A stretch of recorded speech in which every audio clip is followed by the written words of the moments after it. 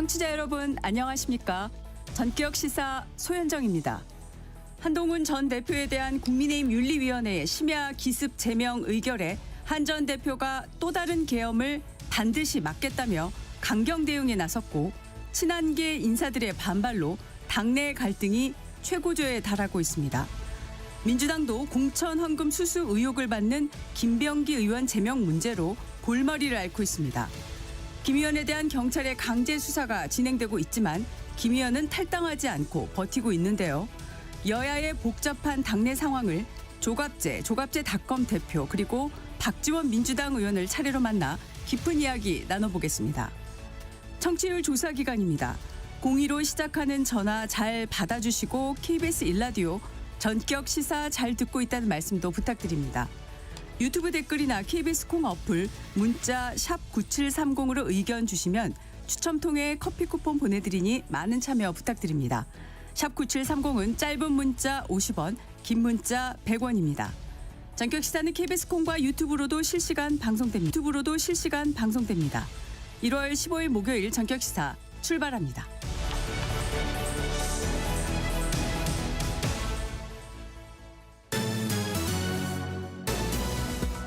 목요일 뉴스 브리핑 시작하겠습니다. 세계일보 이현미 기자 어서 오세요. 안녕하세요.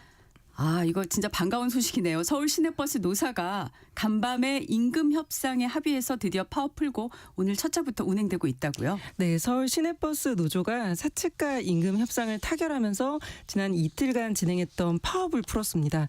오늘 오전 4시 첫 차부터 지금 정상 운행을 하고 있습니다. 어제 오후 3시부터 밤 11시 50분까지 9시간가량 협상한 끝에 합의를 봤고요. 임금을 2.9% 인상하기로 했습니다. 노조가 요구했던 3%보다는 약간 낮은 수치지만 법원의 통상임금 판결에 따른 임금체계 개편은 노조의 요구대로 이번 임단협 협상에서 제외하는 걸 사측이 수용했습니다. 네. 원래 사측은 각종 상여가 임금의 기본값인 통상임금에 포함된다는 법원 판결을 이번 임단협 때 반영해 10%대 인상을 해주겠다고 했지만 노조는 그건 나중에 따로 이제 징벌적 손해배상 청구를 통해 받을 거니 이번 협상에선 제외하자고 했습니다. 이런 문제를 놓고 갈등하다가 노조는 이틀 전부터 파업에 돌입했는데 파업 기간이 이틀을 넘긴 건 이번이 처음이었습니다. 이 밖에도 노사는 현행 63세인 정년을 올해 7월부터 64세로 연장을 하고 내년 7월부터는 65세로 더 높이기로 했습니다. 네. 자, 경찰이 공천 대가로 구 의원들에게 돈을 받았다는 의혹을 받고 있는 김병기 의원 집과 사무실을 압수수색하며 강제 수사에 착수했네요. 네, 경찰은 어제 김 의원의 자택과 국회의원 회관 사무실 등 6곳을 압수수색했습니다. 김 의원 부부는 2020년 총선을 앞두고 당시 동작구 의원 2명으로부터 각각 1,000만 원과 2천만 원의 불법 정치자금을 받았다는 혐의를 받고 있는데 해당 구의원들이 이수진 전 민주당 의원과 나눈 대화 녹취 파일을 보면 이들 구의원 말고도 김 의원 측에 돈을 건넨 사람이 더 있다는 내용이 나옵니다. 김 의원은 배우자 법인카드 유용 의혹과 차남 숭실대 편입 특혜 의혹 등 12개 의혹이 제기됐는데 이 중에 우선 공천 헌금 의혹만 떼어내서 경찰이 먼저 강제 수사에 착수한 겁니다. 네. 압수수색엔 돈을 전달한 통로로 지목된 김 의원 측근인 이지희 동작구 의회 부의장의 자택도 포함됐고요. 경찰은 전직 구의원들과 김 의원 부부 등 5명을 출국 금지했습니다. 또 김 의원의 의혹을 폭로한 전직 보좌관 2명도 어제 참고인 신분으로 다시 불러서 조사를 했는데 경찰은 증거들을 분석한 뒤에 조만간 김 의원을 소환 조사할 걸로 보입니다.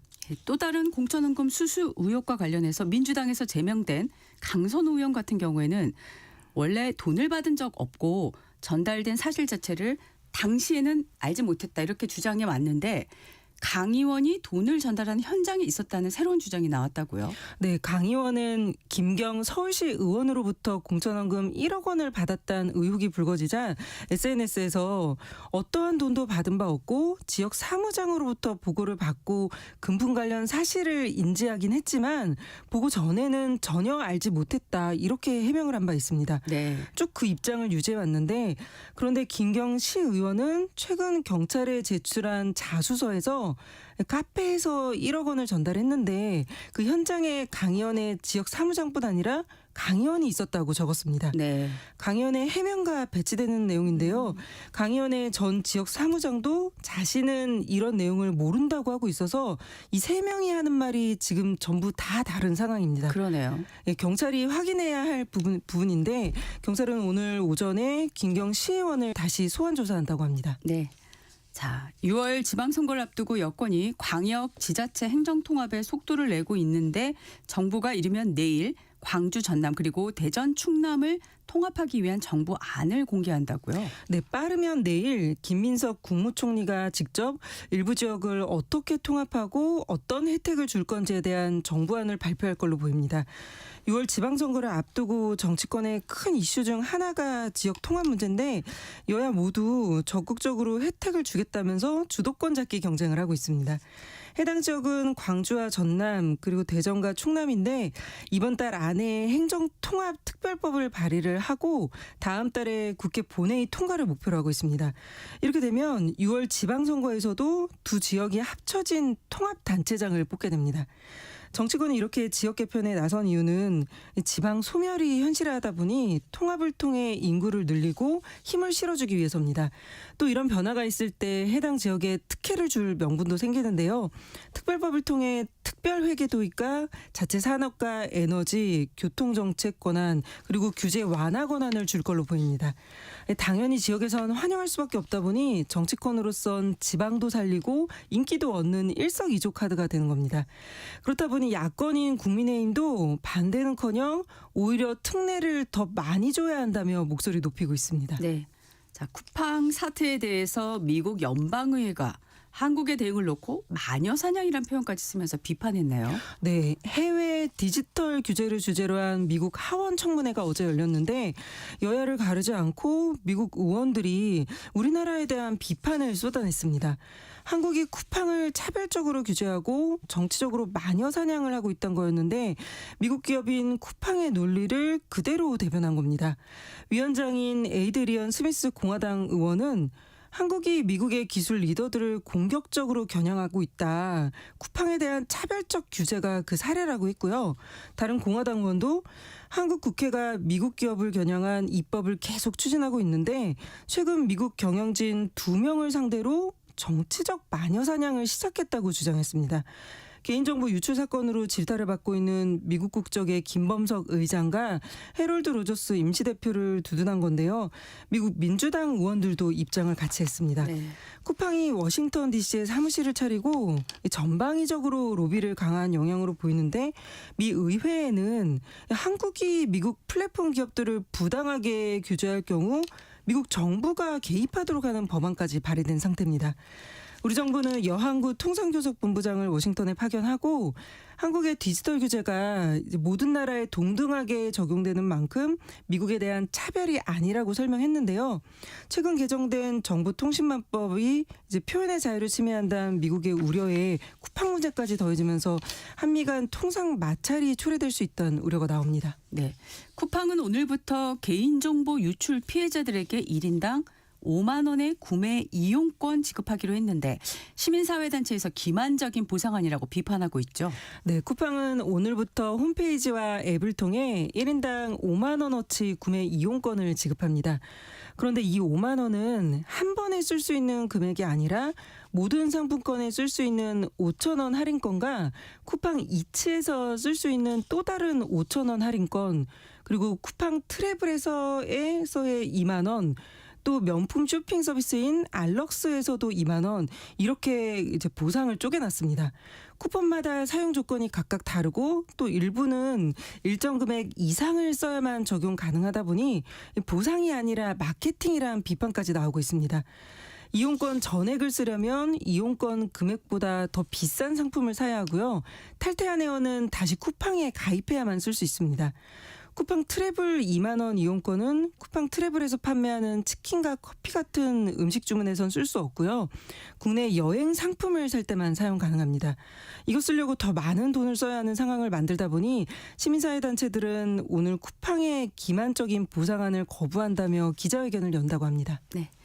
지난해 연간 고용률이 1964년 통계 작성 이래 가장 쉽게 나타났긴 했는데 일을 쉬고 있다는 30대가 역대 최고치를 기록한 것처럼 고용의 질은 악화한 걸로 나타났네요. 네, 어제 국가데이처가 발표한 고용 동향에 따르면 지난해 고용률은 역대 최고치인 62.9%를 기록했습니다.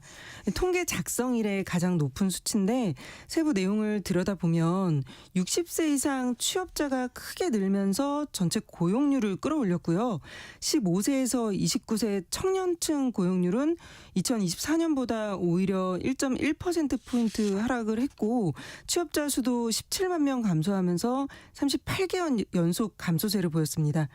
노인이 늘고 청년이 줄어드는 인구 구조 변화를 감안하더라도 청년층 고용이 악화한 거란 분석이 나오고요. 30대 쉬었음 인구, 일은 안 하고 쉬고 있다고 답한 30대도 30만 9천 명으로 역대 최대를 기록했습니다. 국가 데이처는 이제 이에 대해 과거 결혼이나 출산, 육아, 가사로 이동했을 30대 인구가 지금은 쉬었음으로 이동을 했고 채용 문화도 이제 수시 채용과 경력직 채용이 늘면서 쉬었음 인구가 는 것으로 보인다고 분석했습니다.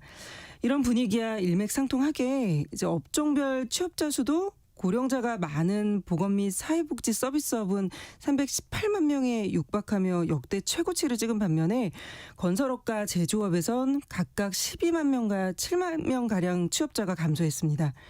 정부는 쉬었음 청년의 유형별 특성을 분석해서 맞춤형 대응 방안을 마련하겠다고 밝혔습니다. 네. 목요일 여기까지 듣겠습니다. 뉴스브리핑 세계일보 이현미 기자였습니다. 고맙습니다. 감사합니다. 전격 시사 듣고 계신 지금 시각은 7시 16분입니다. 이어서 교통정보 전해드립니다.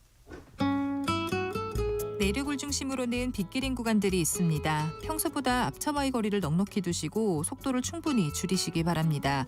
서울 양양고속도로 양양 쪽으로 양양분기점 진출램프 1차로와 갓길에서는 화물차 관련 사고를 처리하고 있습니다. 중부 내륙고속도로에서는 창원 쪽으로 감곡 부근 2차로에서도 사고가 났는데요. 벌써 3시간째 처리하고 있는 만큼 더욱 주의해서 지나셔야겠습니다. 세종 포천고속도로 안성 쪽으로 고덕터널에서 초이 사이로 정체 시작됐습니다. 영동고속도로 강릉 쪽으로는 서안산에서 안산 사이와 또 반월터널에서 둔대분기점 사이로 더디게 지납니다. 서울시내 서부간선도로 안양 방면으로 목동교 부근에서도 사고가 나면서 1차로를 막고 처리하고 있고요. 강변북로 일산 쪽으로 청담대교 부근 1차로에서도 사고를 처리하고 있습니다. 이 때문에 구리 시계부터 속도 많이 떨어져 있습니다. KBS 교통정보센터에서 김민희였습니다.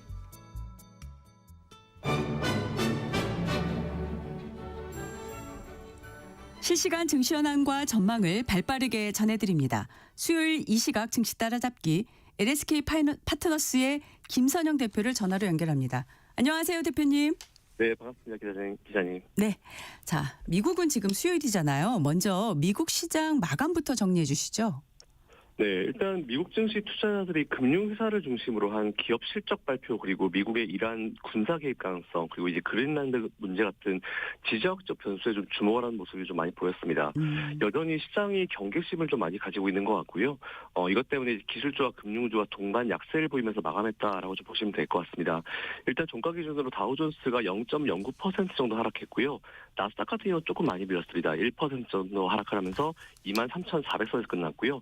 S&P 500도 0.53% 정도 하락 마감하면서 최근에는 그래도 보합권에서 그래도 등락하는 모습이 보였는데 오늘은 조금 깊이가 있는 하락을 보였다라는 이 정도 체크하시면 될 것 같습니다. 네. 그 관심사 중에 하나가 어제 미국 연방 대법원에서 상호관세 관련 판결이 나올 것이란 건데 그 기대감으로 사실 자동차주가 급등을 했는데 판결이 연기됐어요. 주식시장에 어떤 파장이 있었을까요? 사실 근데 이게 연기가 지금 계속 이게 이어지게 되면은 그만큼 주식시장의 불확실성은 이어질 수밖에 없을 것 같아요. 네.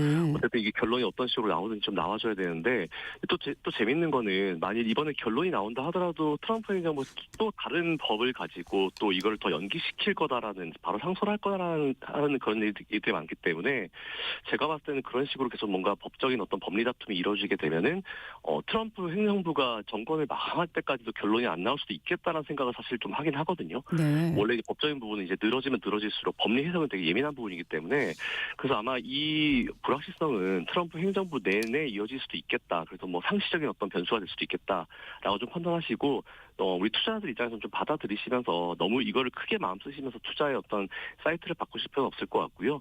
만일 뭐 이게 결론이 난다 해가지고 뭐 몇천억 달러, 몇조 원을 갖다가 다시 뱉어야 되는 상황이 발생하는 것처럼 나오겠지만 그게 실제로 이루어질 가능성은 절대 높지 않기 때문에 너무 우려감을 크게 가지실 필요는 없을 것 같다라는 생각을 가지고 있습니다. 네. 자, 기술주부터 보면요. 중국 관련 이슈가 또 하나 나왔다고요.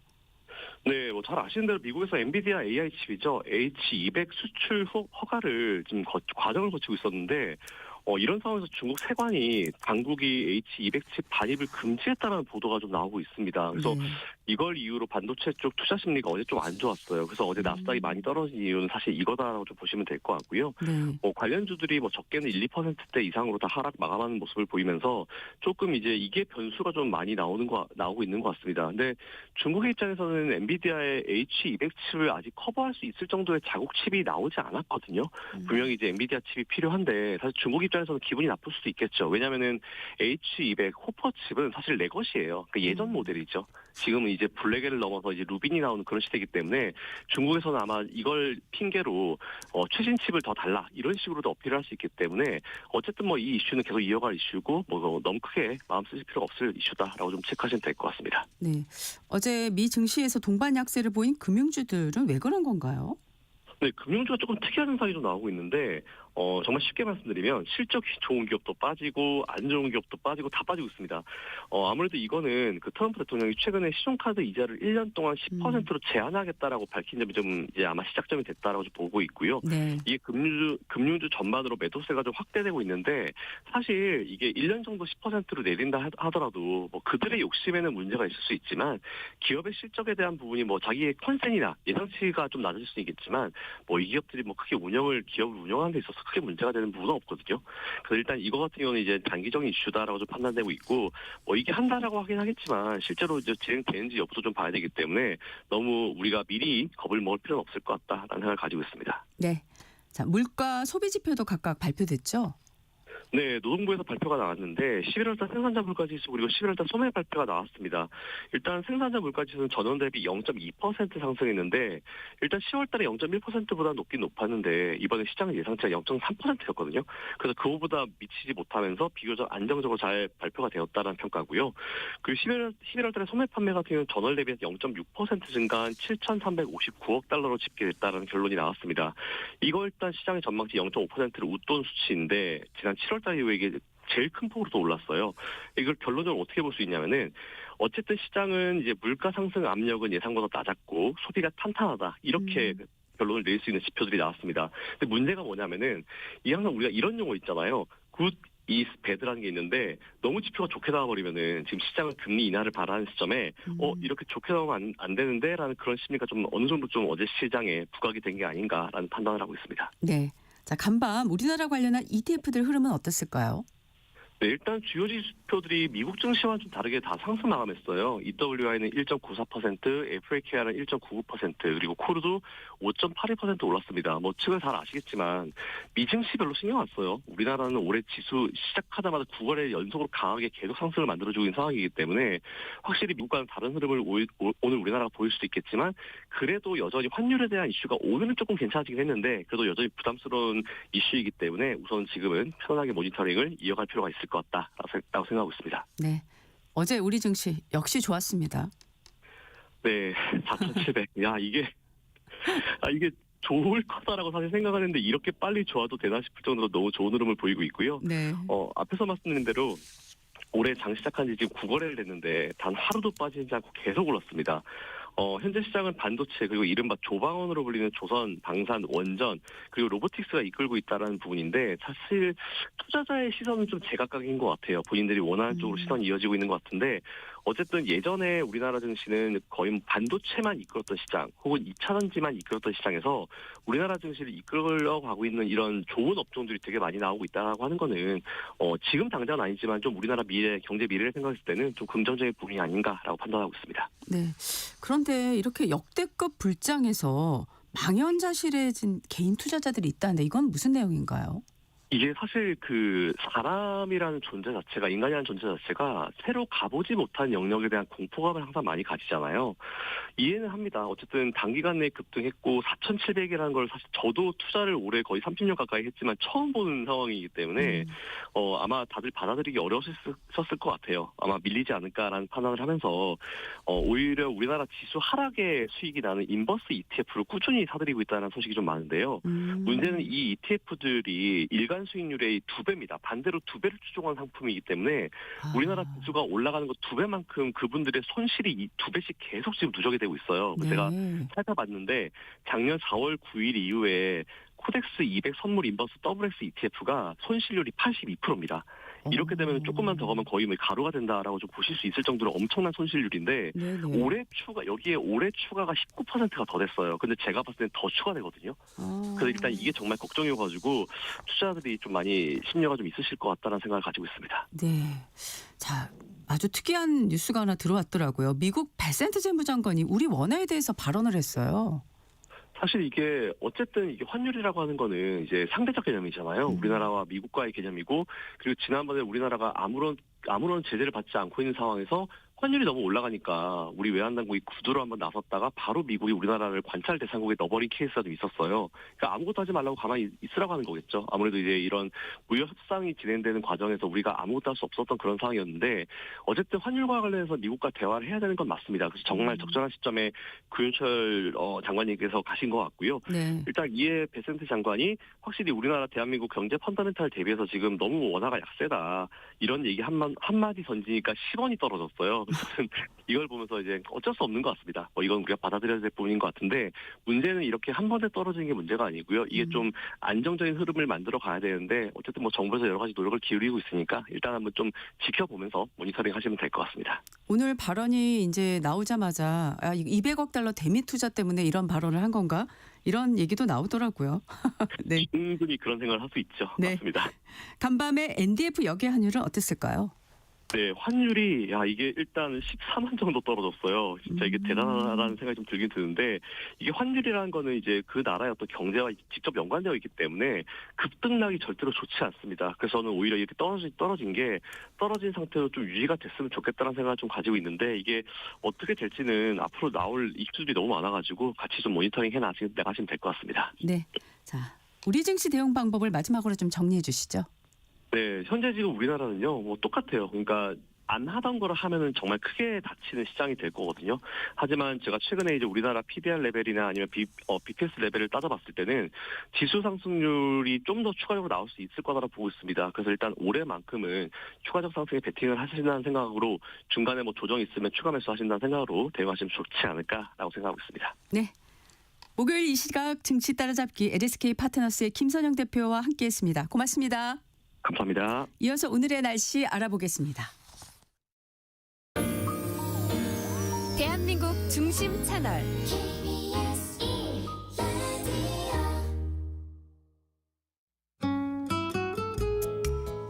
목요일 날씨를 이설아 기상캐스터와 함께 알아보겠습니다. 어서 오십시오. 네, 안녕하세요. 예, 지금 곳곳에 약하게 비가 내리고 있네요. 네. 예, 강원 내륙산지에 눈발도 날린다고요. 네, 지금 강원 내륙산지에는 눈발이 날리고 있고 동해안과 경상도 일부 지역에는 산발적으로 비가 오고 있습니다. 이번 비나 눈은 오전에 대부분 그치겠는데요. 다만 비가 내리다 차가운 지면과 부딪혀 얼어붙는 어는 비가 오는 곳이 있겠고요. 네. 최근 눈이 내려 쌓인 지역에서는 낮 동안 녹은 눈이 밤사이 다시 얼면서 도로 살얼음이 나타나는 곳이 있겠습니다. 강원 동해안과 일부 경상도 지역에는 여전히 건조주의보가 내려져 있습니다. 또한 오늘은 동쪽 지역과 남해안에 바람이 강하게 불겠습니다. 네, 오늘 아침 출근길에 느껴보니까 한파 기사는 좀 꺾인 것 같아요. 네, 그렇습니다. 동장군이 물러나면서 추위는 주춤하겠습니다. 오늘 아침 서울이 영상 1.9도 등 전국 대부분 지역의 기온이 어제보다 크게는 10도 이상이나 높게 출발하고 있습니다. 한낮에도 서울이 8도, 강릉과 대전, 전주가 14, 대구는 16도로 어제보다 5도 이상 높겠고 평년 기온이 크게 웃돌아 온화한 날씨를 보이겠습니다. 이번 주말까지는 평년보다 기온이 높아서 크게 춥지는 않겠습니다. 네. 그러나 다음 주 월요일부터 다시 강한 한기가 내려와 기온이 떨어지기 시작해 화요일 이후 서울 등 내륙의 아침 기온이 영하 10도 아래로 곤두박질하겠습니다. 네. 특히 다음 주 한파는 한 주 내내 길게 이어질 전망입니다. 그렇군요. 자, 추위가 주춤하는데 역시 또 미세먼지 소식이 있어요.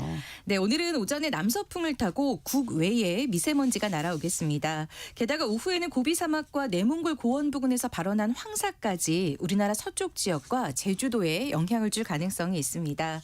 오늘 초미세먼지에 흙먼지까지 섞여서 전국 대부분 지역의 공기가 탁하겠는데요.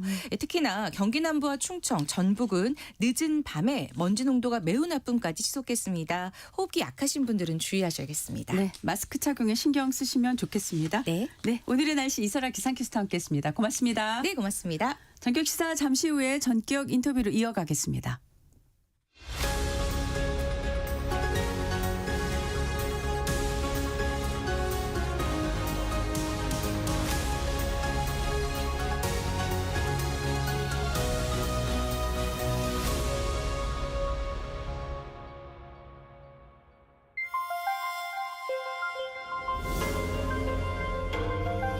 KBS 1라디오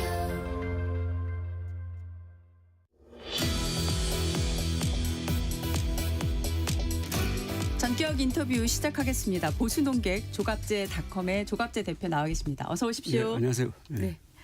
자, 국민의힘 상황이 뭐 시시각각 요동치고 있는데 오늘 일정을 보니까 일단 오전에 최고위원회가 있고 그 다음에 이제 의원총회가 있다고 하더라고요. 일단 최고위에서요. 한동훈 전 대표에 대한 그 윤리위원회 제명 결정 의결될까요? 저는 될까 안 될까 문제가 아니고 만약 의결하면은요. 예. 그건 스스로 위헌정당 되는 겁니다. 자유민주적 기본 질서를 위반하는 위헌정당임을 스스로 선언하는 거니까 굉장히 고민할 거로 봅니다. 네. 지금 어떤 논리로 그런 말씀하시는지 조금 설명을 자세히 해주신다면요. 지금 장동혁 세력은 흔히 극우 세력으로 불리는데 극우라는 것은 법을 부정하고 사실을 부정하고 인종적 선동을 하거든요. 여기에 딱 맞아요. 이 사람들이. 부정선거 음모론 그리고 불법 계엄을 오랫동안 비호했고 그게 핵심적인 자리에서 역할을 했던 사람이 당무위원장이 되고 그다음에 윤리위원장 그리고 최고위원 이런 사람들이 저는 작당이라는 표현을 쓰는데 네. 작당을 해가지고 새벽에 무슨 뭐 김일성 남침하듯이 그걸 무슨 급한 일입니까 그게.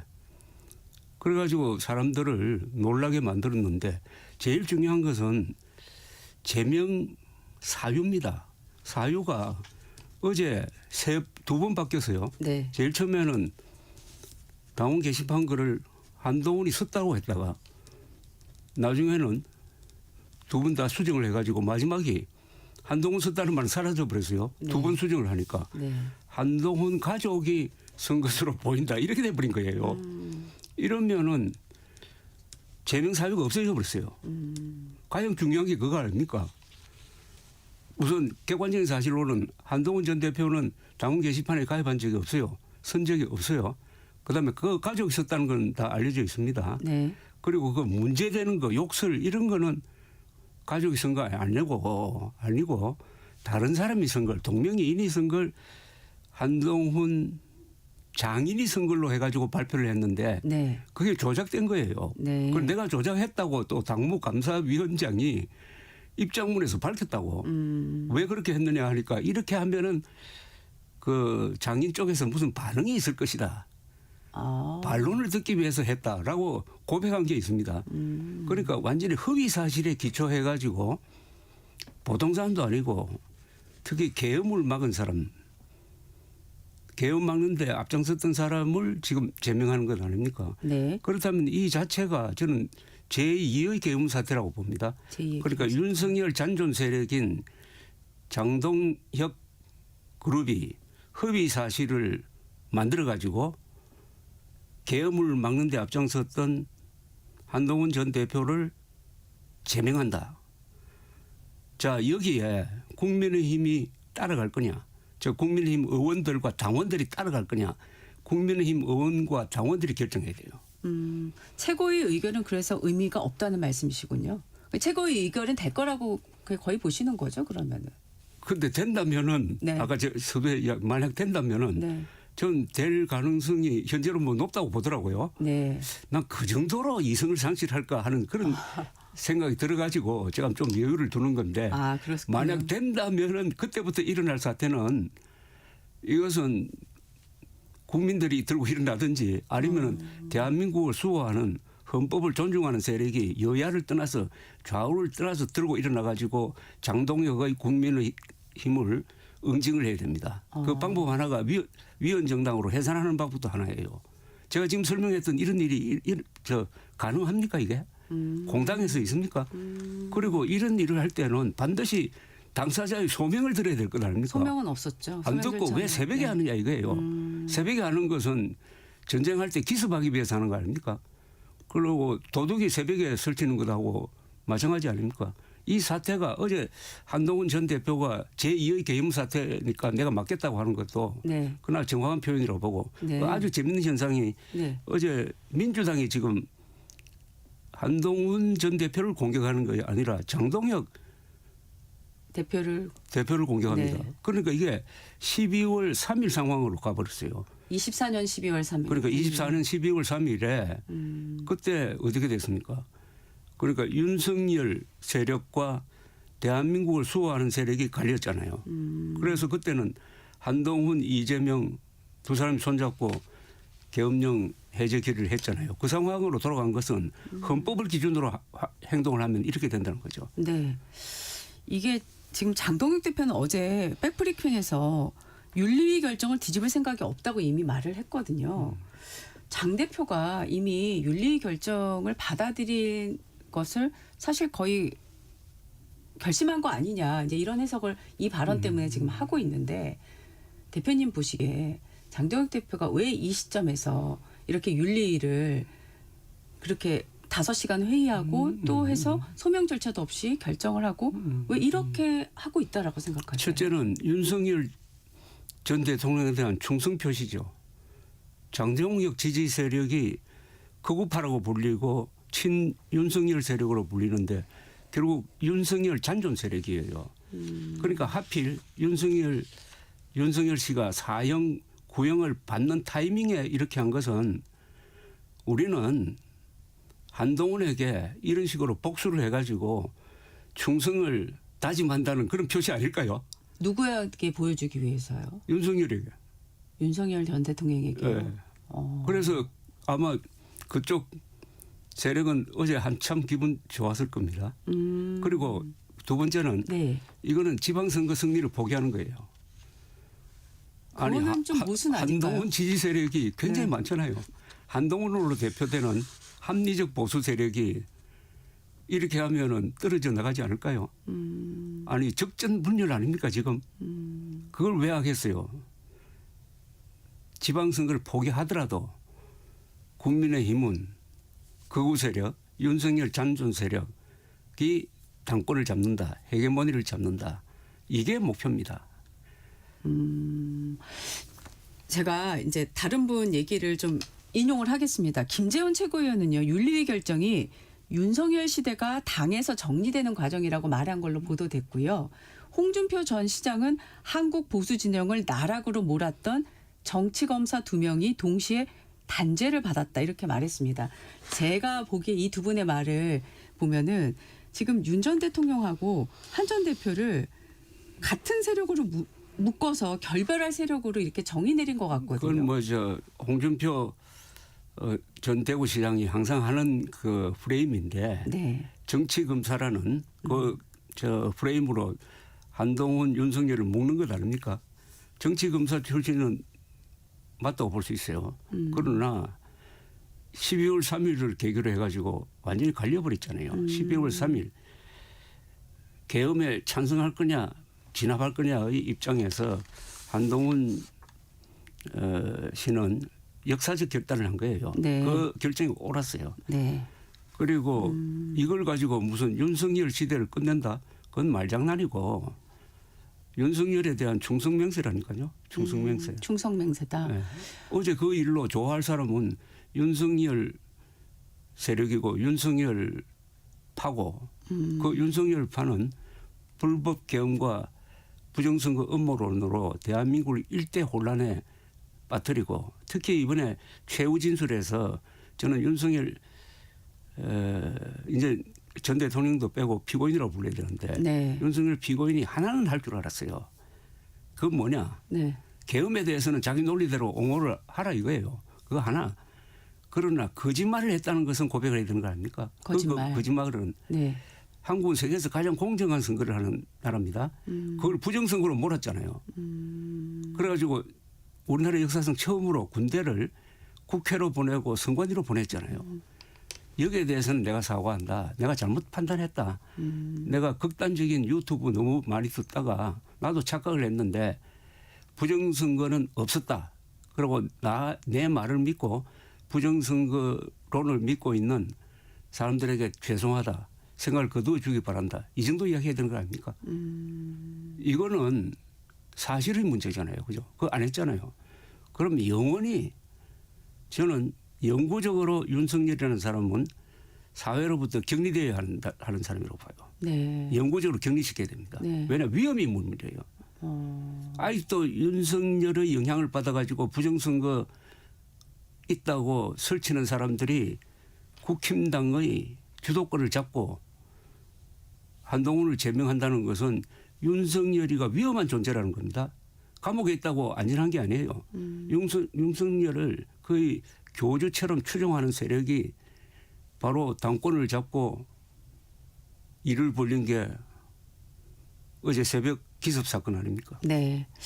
이후의 상황이 지금 어떻게 될지 막 의견들이 분분합니다. 그래서 이제 일단은 어제 이제 초재선 모임을 비롯해 가지고 친한계 인사들도 해서 지금 의원총회는 열린다고 하는데 의원총회가 무슨 역할을 할 수 있을까요? 그런데 재밌는 거는 네. 23명인가 하는 네, 23명으로 나왔습니다. 보도에. 국회의원들은 제명 반대 태도를 분명히 했는데 네. 혹시 제가 몰라서 그런데 현역 국회의원 중에 공개적으로 장동혁의 제명 결단 잘했다고 성명서 낸 사람이 있습니까? 그거는 저도 현역 국회의원 중에 보지는 못한 것 같습니다. 네. 없는 것 같은데요. 그러면은 국회의원들도 이제 안다는 거죠. 뭐가 잘못됐는지 문제는 당원이에요. 당원. 국민의힘 당원은 네. 부정선거 음모론을 믿는 사람이 너무나 많아요. 이 부정선거 음모론의 국민의 30%였어요. 그런데 진보는 5%밖에 안 되는데 보수는 50%였고 국힘당 당원은 더 높을 겁니다. 이게 문제예요. 네. 그래서 국민의힘은 당원 중심 정당으로 가면은 거구당이 돼버려요.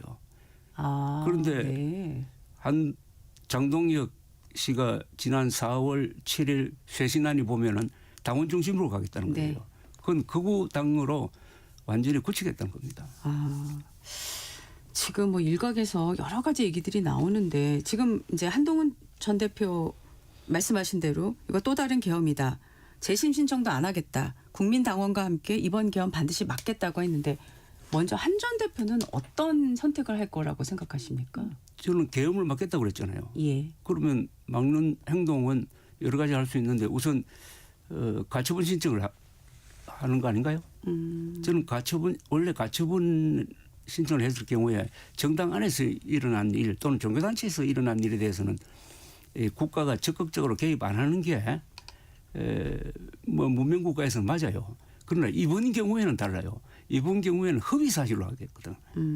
허위 사실을 가지고 이런 식으로 중요한 정치인을 제명할 수 있는 자유까지 과연 정당에 허용할 수 있느냐 하는 문제가 생길 거예요. 그건 뭐 판사가 판단할 거로 봅니다. 네네. 그다음에 뭐 적극적으로 언론 활동하고 거리로도 안 나올까요? 뭐 대중 집회를 한다든지. 네. 계엄을 막으려면 그렇게 해야 되는 것 아닙니까? 네. 계엄이니까. 네. 지금 말씀하신 대로 그러면 지금 한동훈 전 대표뿐만 아니라 친한계 또 23명의 그 의원총회 그리고 명시적으로 또 이번 그 당 윤리위 결정에 반대 의사를 내신 분들 이런 분들이 모여서 이제 집단 행동을 하거나 근데 이 과정에서 뭐 탈당이라든가 더 너무 나갈 수도 있겠지만 뭐 창당이라든가 제3세력과의 연대라든가 이렇게 흘러갈 가능성은 어떻게 보십니까? 저는 모든 것은 국민 여론에 달려 있어요. 국민 여론과 언론에 달려 있어요. 그런데 이 문제를 저는요. 한동훈파와 장동혁파의 뭐 대결 구도 이렇게 보도하는 데 대해서는 그게 옳은 것이 아니라고 생각합니다. 예. 항상 이 정치부 기자들이 예. 어떤 문제가 생기면 그걸 정쟁으로 가져가요. 이 지금 국힘당 출입 기자들이 해야 될 것은 윤리위가 발표한 제명 사유가 이게 사실이냐 아니냐를 보도를 해야 됩니다. 그거 하지 않고 양쪽 사원 붙이잖아요. 그러면 안 되죠. 그래서 제가 이런 생각을 할 때가 있습니다. 네. 국힘당 출입 기자 중에 사회부 기자가 들어가야 되겠다고. 사회부 기자는 그렇게 안 하거든요. 네. 사실이 뭐냐를 본다고요. 네. 그런데 사실 허위 사실이잖아요. 허위 사실에 기초해 가지고 중요 정치인을 제명하는 것에 대한 집중적인 비판을 해야죠. 제가 그 이야기를 하는 것은 이런 네. 문제에 대해서는 네네. 우리 민주주의 국가에서는 기준이 딱 두 가지입니다. 헌법입니다. 법이죠. 법과 사실이거든요. 법과 사실을 기준으로 할 때 잘못한 사람은 장동혁 그룹이라고. 그리고 거기에 지금 피해를 보는 사람은 한동훈 전 대표. 세력이니까 네. 이것은 결국은 대한민국 저는 지금 이 싸움의 본질은 윤석열 잔존 세력과 대한민국 세력의 대결 구도로 봅니다. 그렇게 보시는군요. 네. 왜냐 뭘 기준으로 하냐. 예. 헌법을 무시한 그리고 사실을 무시하고 선동하는 세력 장동혁 세력. 헌법을 지키려고 했던 그리고 사실을 지키려고 하는 한동훈 세력 이렇게 본다면은 기본적으로 장동혁 대 한동훈으로 보이지만은 그것은 윤석열 세력 대 대한민국 세력의 대결이고 12.3 비상계엄의 본질은 대통령이 대한민국을 공격한 겁니다. 그러니까 대한민국이 거기에 대한 자위수단으로서 헌법을 동원해 가지고 헌법의 칼로서 지금 윤석열 반역 세력을 응징하고 있는 거죠. 제가 그 권영세 의원이 올린 글을 보니까 권영세 의원 같은 경우에는 이번 그 결정은 좀 과도하다라는 얘기를 하면서 한동훈 전 대표도 당 절차에 들어와서 좀 소명해라 뭐 이런 얘기도 하던데 이런 의견에 대해서는 어떻게 생각하십니까? 아니 소명하라는 그 문자 메시지를 뭐 12일 보냈다고 그러는데 출처불명으로 보내가지고 자기도 한동훈 씨도 나중에 알았다는 거 아닙니까? 그건 소명 기회를 안 준 거지. 네. 예. 자, 장동혁 대표가 아까 이제 언급을 하셨어요. 새신안도 내놨고 뭐 새신안에 여러 가지가 있었습니다. 자, 5달도 지방선거 안 남았는데 지금 이미 대표님께서는 지방선거는 그냥 포기했다라고 당권이 목표입니다. 네, 당권이 유지가 목표라고 목표지. 얘기하셔가지고 정권 뭐 탈환 같은 거는 아무 관심이 없어요. 그러면 지금 개혁신당 이준석 대표하고 만났지 않습니까? 특검법 매개로요. 이거는 어떻게 보십니까? 그건 저 제명사태 이전에 있었던 거예요. 예, 제명사태 이전이죠. 네. 그건 뭐 전술적으로 손잡는 거는 네. 그건 뭐 정치이니까 할 수 있는 거죠. 네. 그러나 전략적으로 뭐 선거 연대를 한다든지 하는 것은 불가능할 거로 보고 장동혁 이준석은 장동혁 한동훈처럼 아주 많이 다른 사람 아닙니까? 이준석 대표야말로 가장 먼저 부정선거 음모론과 싸웠어요. 그리고 가장 먼저 윤석열을 비판했던 사람입니다. 그러니까 이준석 한동훈이 맞아요. 그런 결론은. 그래서 네. 저는 한국 보수가 부정선거 음모론에서 깨어나가지고 재기하기 위해서는 네. 지수가 있어야 되는데 보수의 구명정 같은 역할을 할 사람이 한동훈, 이준석 두 사람이라고 생각을 하고 있습니다. 지금도. 네. 그러니까 두 사람 사이의 연대와 또는 경쟁 뭐 이런 거는 의미가 있는데 한동훈, 이준석은 뭔가 어색해요. 이분- 그렇지만은 네네. 그뭐 특검법 그 관철 네, 네. 그 하나로서 뭐 한정한다면은 네. 그걸 난 비판할 수가 없다고 생각합니다. 예. 선거를 연대로 해서 장동혁 대표의 국민의힘과 개혁신당이 빅텐트할 가능성은 없다고 봅니다. 없다고 보시는 거죠. 그러니까 네. 나눠줄 자리가 없어요. 나눠줄 자리가 없습니까? 수도권에서는 국민의힘 도움 받아가지고 당선될 자리가 없고 네. 있다면은 저기 있어요. 저 경상도에 경상도 중에서 특히 대구 경북에 그 자리 많거든. 거기는 이 장동혁 세력이 지금 밀고 들어갈 거로 판단되는데 네. 거기서 아마 큰 소란이 있을 겁니다. 네. 극우파와 거기 기존 세력 사이에 자리 다툼이 대구 경북에서 벌어지지 않을까 하는 생각이 듭니다. TK 목장의 결투 같은 거.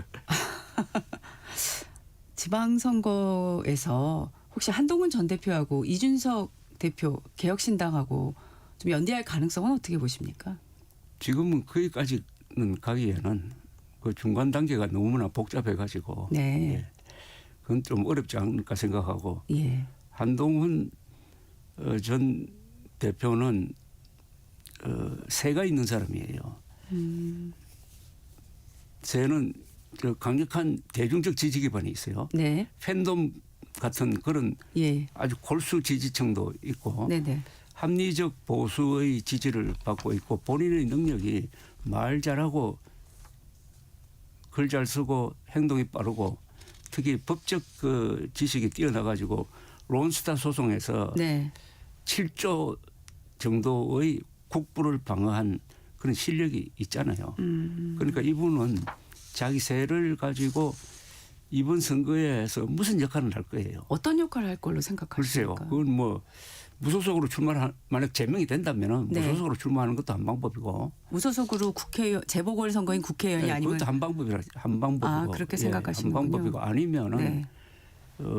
누구를 도와주는 그런 역할도 할 수 있고 네. 어쨌든 가만히 있지는 않을 것 같아요. 가만히 있지는 않을 거죠. 저분이 가만히 있는 사람이 아니더라고요. 네.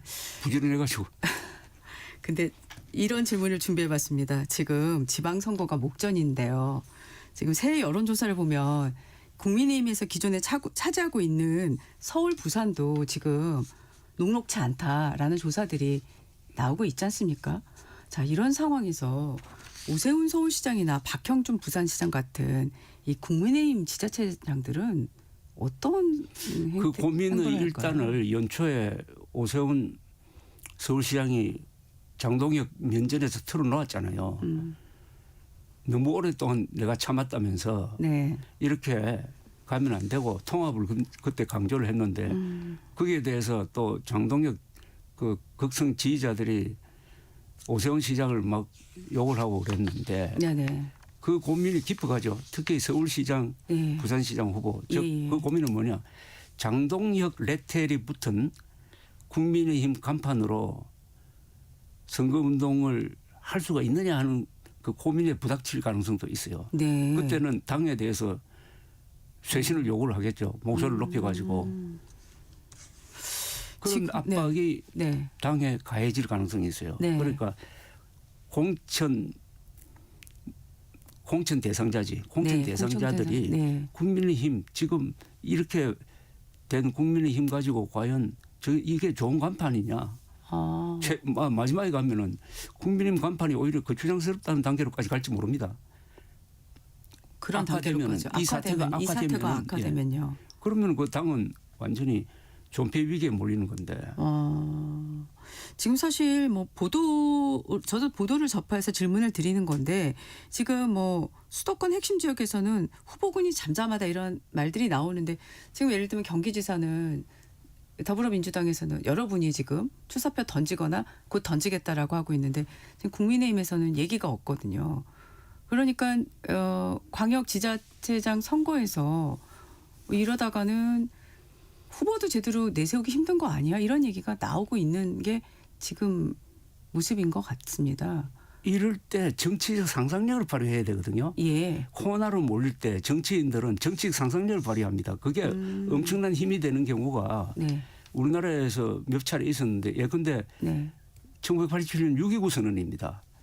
6.29 선언이 있었으므로 그때 6.29 선언은 노태우 전두환 두 사람이 합작한 건데 네. 그래서 국민들이 바라던 걸 전부 다 받아버렸잖아요. 네. 그리고 플러스 알파까지 해가지고 네. 김대중 뭐 사면 뭐 지방자치제 실시 언론 자유 보장 이까지 해가지고 결국 그해 12월 18일 대통령 선거에서 노태우 후보가 당선이 됐죠. 36.6%의 지지율로 대통령에 당선된 거예요. 네. 6.29 선언이라는 아주 파격적인 그다음 또 하나 있습니다. 1997년 여러 가지로 불리하던 김대중 후보가 이념적으로 가장 반대에 있던 JP 네. 김종국과 손잡은 이른바 DJP 연합을 통해서 대통령에 당선됐잖아요. 네네. 한동훈이라는 표가 많은 사람이잖아요. 그러면 장동혁 대표가 그런 정치적 상상력이 있다면은 네네. 지난 4월 7일 계엄 사과하면서 그 계엄 사과는 이런 뜻입니다. 결국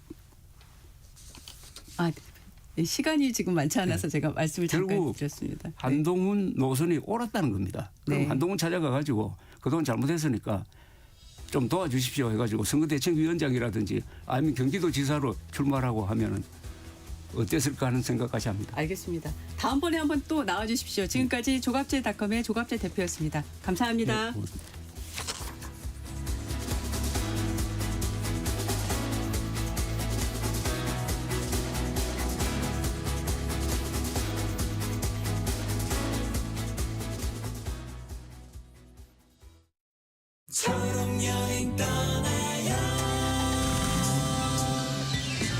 안녕하세요. 박명수의 라디오쇼 DJ G팍 박명수입니다. 자, 오늘은 희수님의 이야기를 만나볼게요. 만화가의 꿈을 가진 희수와 한국만화박물관에 다녀왔습니다. 편의 차량을 이용했더니 휠체어를 탄 희수도 먼 거리를 이동할 수 있었죠. 박물관 곳곳을 구경하며 만화에 푹 빠진 희수를 보니 저도 덩달아 웃음이 나더라고요.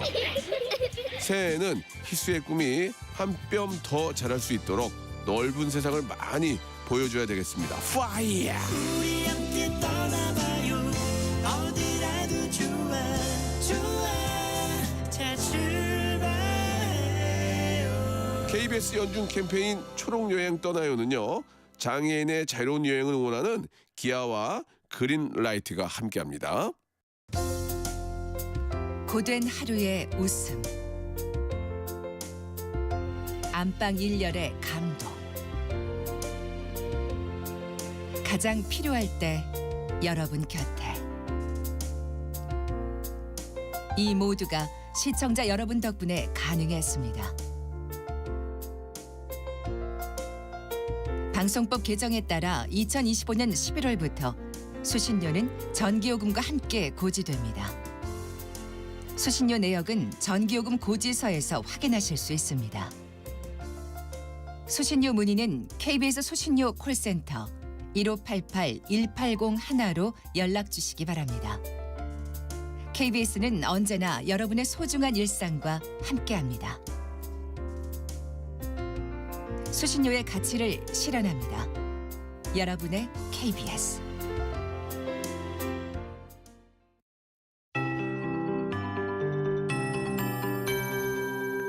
KBS 58분 날씨. 하늘이 흐립니다. 곳곳에는 약한 비나 눈이 오거나 빗방울이 떨어지고 있는데요. 오전 중에 모두 그치고 오후에는 전국의 하늘이 차차 맑아지겠습니다. 다만 내린 비와 눈이 얼어 지금 빙판인 곳이 많으니까요. 미끄럼 사고를 주의하시기 바랍니다. 공기는 온화합니다. 현재 기온이 서울 3도, 부산 11.2도 등으로 어제 아침보다 7도에서 크게는 19도나 높습니다. 한낮에는 서울 8도, 강릉과 대전 14도, 광주 15도, 대구 16도 등으로 어제보다 2도에서 8도가량 오르면서 초봄처럼 온화하겠습니다. 대신 공기가 점차 탁해지겠는데요. 남서풍을 타고 황사와 미세먼지가 날아오면서 오후에 수도권 등 서쪽 지역부터 먼지 농도가 오르기 시작해 내일은 전국의 공기가 탁해질 전망입니다. 한편 강원도 해안과 경상 남북도를 중심으로 건조주의보가 수일째 이어지고 있고요. 있고요. 바람도 강하게 불고 있어서 불조심하셔야겠습니다. 이번 주말은 맑은 가운데 예년 이맘때보다 온화하겠고요. 다음 주 월요일에 중부지방에 눈이나 비가 내리고 나면 다시 한파가 찾아올 전망입니다. 현재 서울의 기온은 3도입니다. 송소진입니다.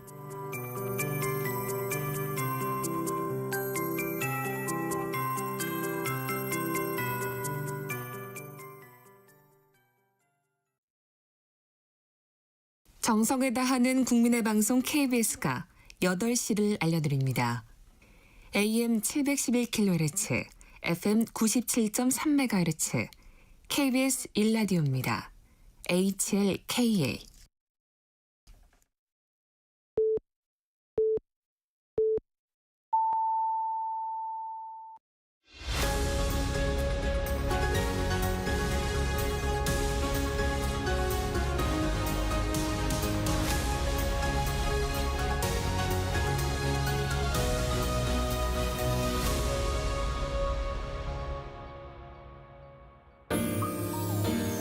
대한민국 중심 채널 KBS 1라디오.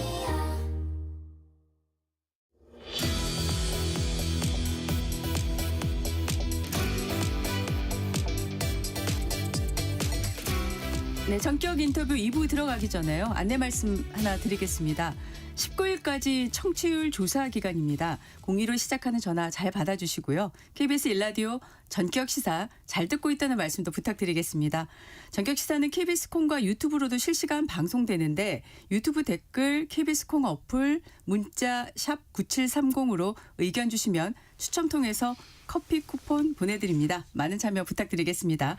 샵 9730은 짧은 문자 50원, 긴 문자 100원입니다. 자, 2부에는 민주당의 박지원 의원 모셨습니다. 새해 복 많이 받으십시오. 새해 복 많이 받으세요. 네.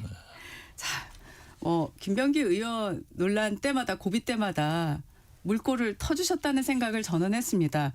쓴소리이기도 하고 사실 좀 막역한 그 동료 의원 입장에서는 쉽지 않은 말씀을 하셨는데 왜 그런 총대를 맸다고 해야 될까요? 매셨어요? 글쎄요. 총대. 아무튼 인간적으로 굉장히 괴롭습니다. 특히 김병기 전 원내대표는 저와 같은 국정원 동료이고 제가 많은 도움을 받았어요. 소위 올드보이니까 공천이 배제된다라고 했을 때 공관이 간사를 해서 제가 전화를 해가지고 진짜 나 공천 배제됐냐 했더니 아니 큰형님 김대중 대통령 비서실장 문재인 정부의 국정원장을 어떻게 민주당에서 공천 배제합니까? 안심하십시오. 그냥 열심히 하십시오. 그래서 안심되고 선거를 했던 건데 제가 가장 많이 김병기 원내대표를 도와야 될 입장이에요. 네. 그렇지만은 그러한 것을 보고 선당후사해야겠다. 저는 최근에 보면은 우리 이춘석 의원, 강선 의원 그때마다 맨 먼저 제가 나서서 나가라. 네. 그런 잔인한 얘기를 해서 저도 괴롭습니다. 네. 그러나 할 말은 해야 되고 정리를 해주는 것이 그래도 중진 의원으로서 할 일이다 이런 생각 같습니다. 네, 제가 이제 김병기 의원이 이런 생각을 하지 않을까 하는 생각에서 말씀을 드려보는데요. 이렇게 막역한 사이인데 의원님께서 이제 그렇게 총대를 매실 때마다 왜 그러실까 이런 생각을 하면서 지금 보면 탈당도 못하겠다. 제명에도 재심 청구를 한다. 그럼 김 의원 입장에서는 뭐가 그렇게 억울할까요? 억울하겠죠. 저도 김병기 의원이 지금 받고 있는 의혹에 대해서 그렇지 않으리라고 결백을 믿습니다. 그렇지만 정치인은 자기 생각이 중요한 게 아니라 국민의 생각이 중요하잖아요. 네. 그래서 김대중 대통령도 억울해도 국민이 의심하면 나가라. 나가서 해결해라. 즉 수사를 철저히 받아서 결백이 입증되면 돌아오면 되는 거예요. 그래서 저는 지금도 김병기 의원이 이제 경찰에서 네. 강제 수사가 들어갔던데 네. 어떻게 했든지 수사에 협조를 해서 결백을 입증해가지고 돌아오는 날을 가장 기다리고 기도하고 있습니다. 네. 지금 재심을 청구해서 이달 말쯤에는 절차를 다 밟을 거다라고 얘기를 하고 있는데 일각에서 얘기했던 그 당대표의 비상징계권은 발동할 필요 있다고 생각하십니까? 글쎄요. 그것은 네. 당헌 당규가 있으니까 네. 어떠한 결정을 하건 그것은 정청래 대표 당 지도부 의총에서 결정할 문제지만은 저는 지난 12일 윤리심판원에서의 결정이 네. 정치적으로 끝났다 이렇게 봅니다. 수사 얘기를 조금 질문 드리고 싶어요. 이게 지금 경찰이 이제 어제 강제 수사에 김병기 의원에 대해서 이제 착수를 했는데 사실 고발이 시작된 거는 지난해 말부터지 않습니까? 그리고 의혹 제기는 뭐 그 전부터도 있었고요. 경찰 수사 좀 늦어진 거 아닌가요? 이거? 경찰로서는 고발이 들어왔다고 해서 당장에 제1당의 원내대표를 강제 수사로 들어가는 것은 좀 부담이 됐을 거예요. 그렇지만은 국민들이 어제 압수수색 6것을 하니까 좀 늦었지 않느냐 하는 생각도 같습니다. 그러나 저는 검찰도 어떤 경우에도 철저히 수사를 할 것으로 보고 뭐 만시지탄이지만 강제 수사로 들어간 것이 더 중요하다. 좋다 이렇게 봅니다. 네, 지금 이제 보도를 좀 쭉 따라가서 질문을 정리를 해봤는데 전 보좌관 김병기 의원의 전 보좌관이 어제 경찰 조사를 받았는데 지금 받고 있는 범죄 혐의 대부분이 사실이라고 말을 했다고 지금 보도가 되고 있습니다. 글쎄요, 이게 꼭 미투 사건처럼 예. 디테일로 빠지면은 제 2차 가해가 되는 거예요. 지금 김병기 원내대표와 전 보좌관들 사이에서 있었던 일인데 액면 그대로 다 믿을 수 있겠는가? 그렇기 때문에 저는 이 몫은 경찰이 수사를 통해서 밝혀야 된다. 그러지 한 건 한 건에 대해서 모르는 사람으로 코멘트하기는 어렵다. 이렇게 말씀드립니다. 네. 지금 이제 강선우 의원도 지금 공천헌금 수수 의혹과 관련해서 수사를 지금 받고 있는 상황인데 이 그동안 알려진 것과 달리 김경 의원이 자수서에서 돈을 건넬 때 강선우 의원도 함께 있었다는 주장을 해서 기존의 강선우 의원은 나중에 알았다는 취지로 얘기를 했기 때문에 이게 해명이 완전히 다르거든요. 그렇기 때문에 우리가 경찰 수사를 지켜봐야 되는 거예요. 김경 시의원도 사실인지 아닌지 그것은 수사 결과가 봐야지 자기 주장을 옳다 그르다 제 입장에서 할 수는 없다. 그렇기 때문에 지금은 김병기 의원이건 강선우 의원이건 경찰 수사 결과를 지켜보자. 그리고 경찰은 철저히 수사해라. 이 말씀밖에 안 나옵니다. 안 나오고요. 네, 지방선거 앞두고 있는 마당이라서 이제 공천을 또 해야 되는 당에서는 입장이지 않습니까? 이번 사태를 반무인고사 삼아서 당에서 지방선거 공천을 할 때 어떤 좀 개선점을 내놓아야 된다고 생각하십니까? 당연히 21세기 대명천지 민주당에서 이런 일이 나오리라고는 생각지 못했어요.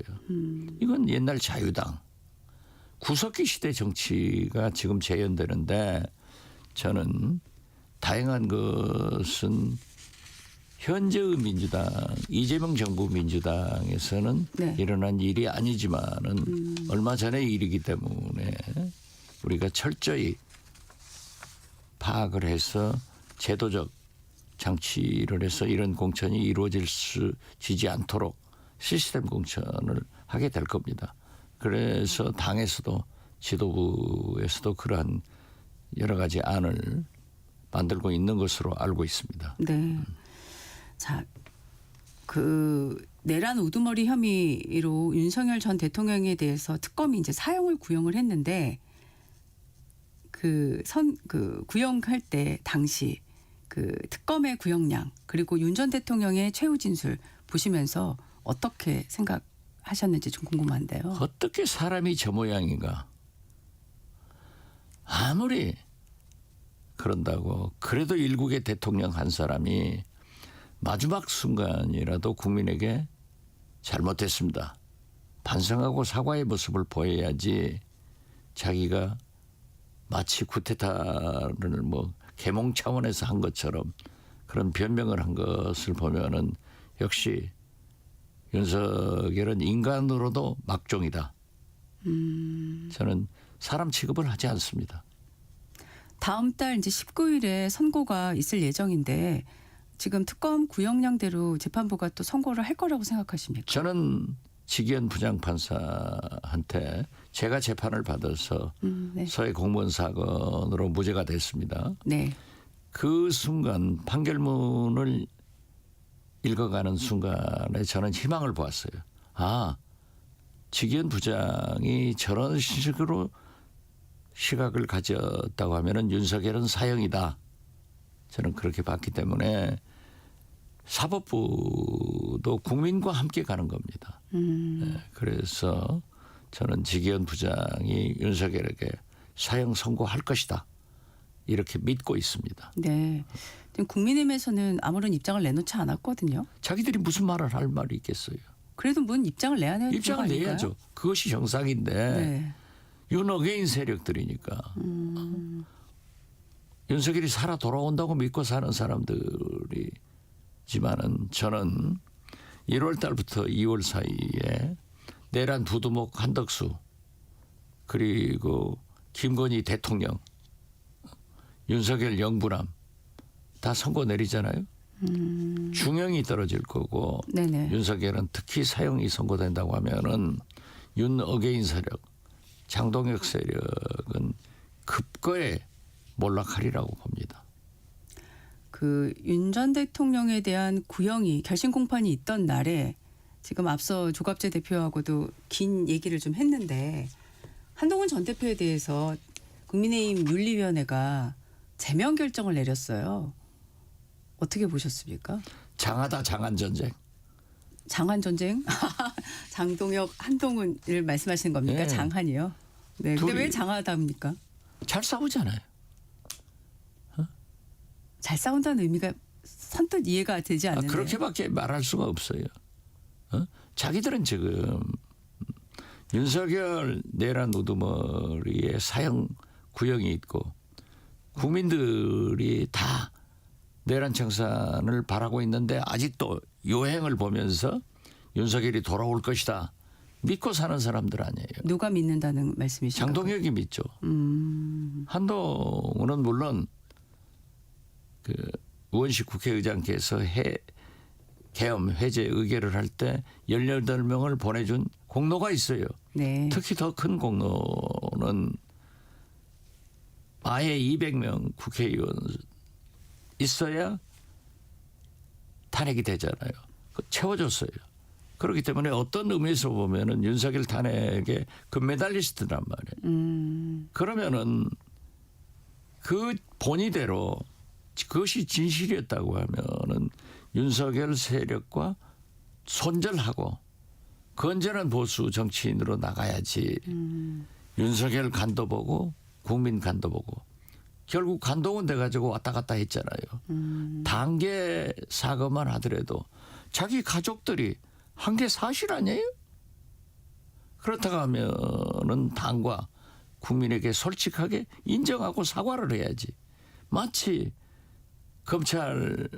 검사장 출신이 수사받으러 가니까 핸드폰 안 뺏기고 비밀번호 안 주듯 협조 안 하듯 또 특검에서 검찰에서 나오라고 해도 안 당하듯 이게 법꾸라지들이 아니라 법도사들, 법귀신들이에요. 이러한 태도를 가지고 있기 때문에 장동혁도 제명을 했는데 저는 한동훈 씨가 자업자득했다. 잘 싸워라. 둘이 다 망해라. 저는 그렇게 생각합니다. 오늘 아침 네. 도화 각 신문에 네. 뭐 진보 보수 할 것 없이 다 사설들이 맹비난을 하고 있잖아요. 네. 이건 테러다. 그런 짓을 누가 하고 있는 거예요. 조갑재 대표께서도 이제 지방선거 앞두고 이런 그 장동혁 대표 국민의힘 지도부의 이런 행보를 지방선거는 포기하고 당권에 포커스를 맞춘 거다라고 얘기하시던데. 당연하죠. 그 사람들이 지방선거 생각한다 하면은 저런 짓 하겠어요. 그러니까 당은 죽어도 나는 당권을 잡겠다. 이 생각 아니에요.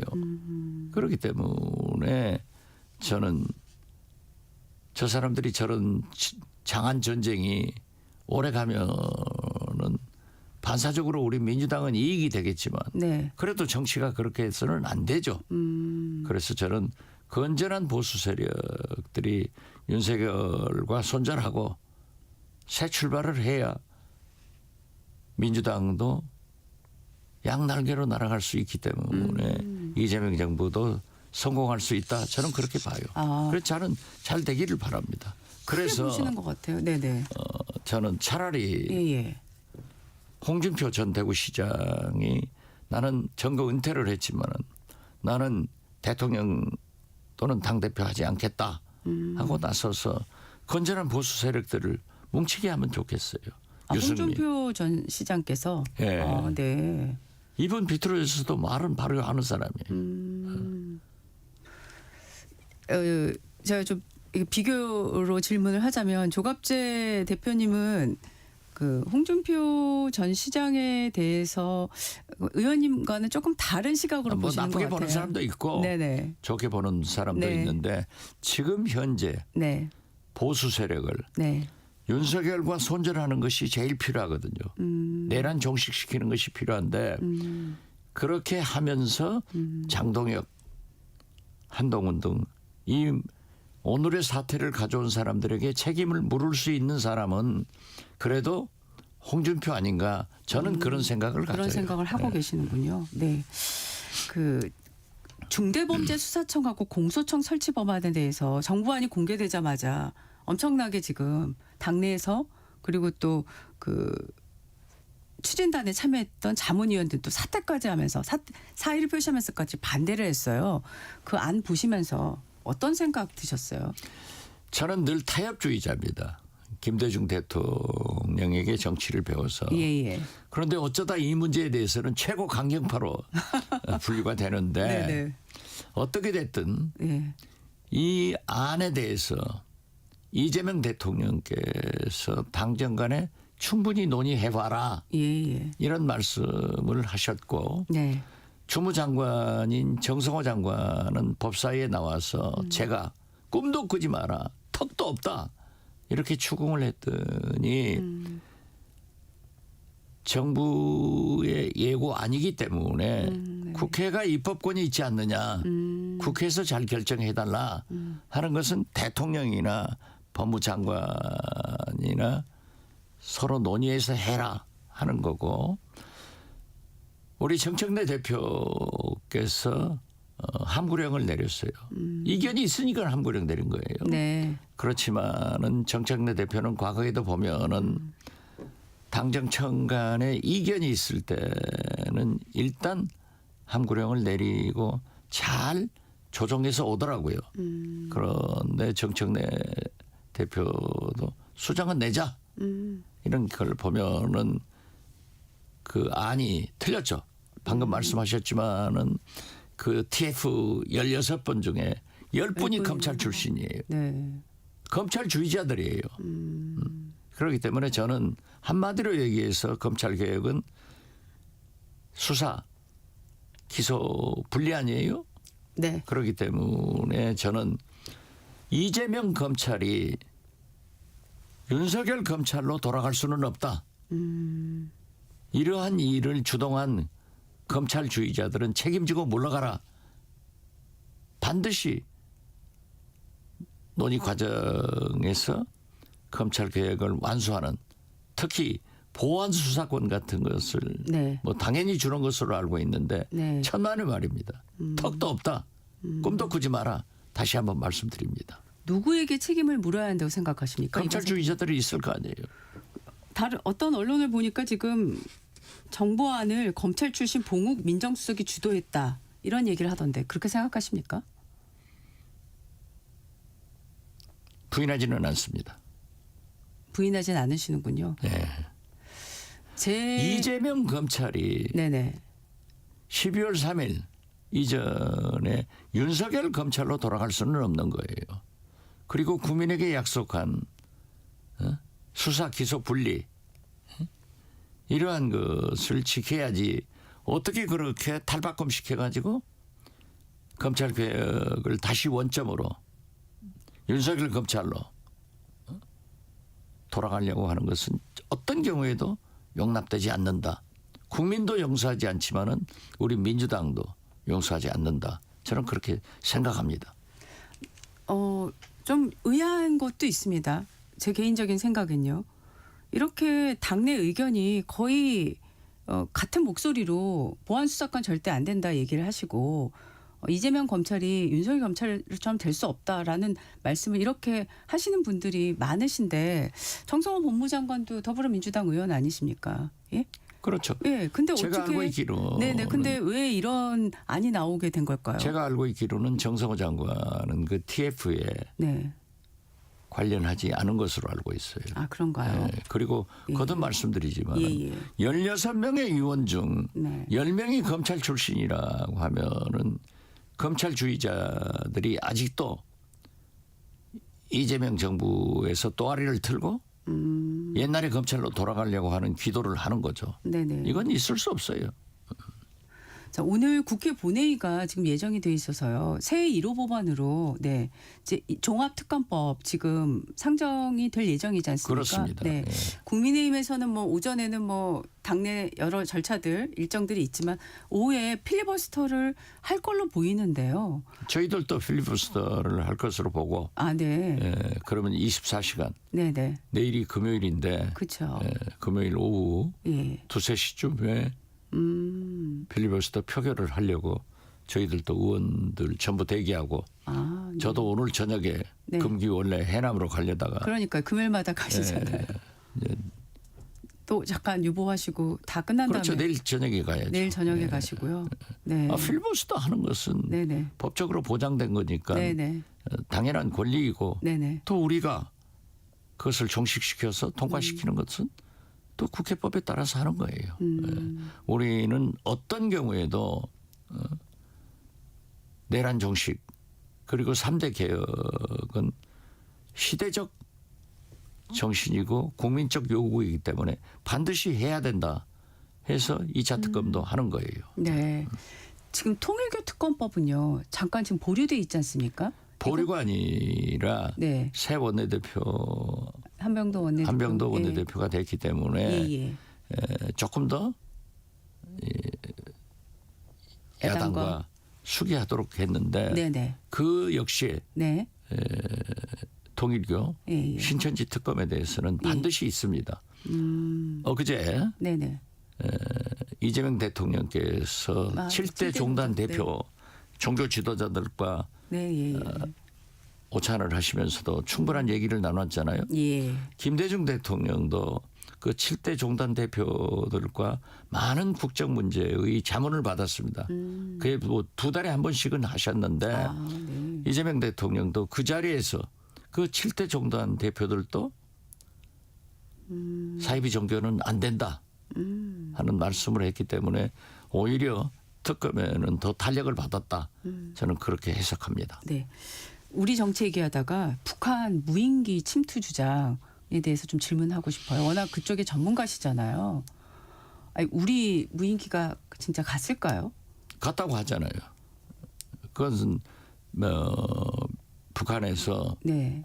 실무를 가지고 있고 네. 구체적으로 얘기를 하고 있기 때문에 네네. 또 안규백 우리 국방장관이 우리 군 것은 아니다 네. 하면은 민간인들이 보낸 것으로 알고 있고 네. 이것은 반드시 해결해야 됩니다. 네. 김여정 북한 네. 부부장도 만약 민간이 했다고 하면은 우리도 그런 민간들이 많이 내려보내면 어떻게 할 것이냐. 어떻게 됐든 침범 아니에요. 네네. 과거에 대북 전단을 우리 민간들이 보내니까 북한에서도 왕창 보내겠다. 네, 민간들이 오물풍선 보내겠다. 보내고 뭐 오물투성이도 보내고 예, 그랬는데 예. 그걸 이제 잘 해결됐지 않습니까? 그렇기 때문에 저는 철저히 조사를 해야 된다. 그렇게 하기 위해서는 남북 공동조사를 하자. 공동조사요? 네, 공동조사를 해서 발본색원하자.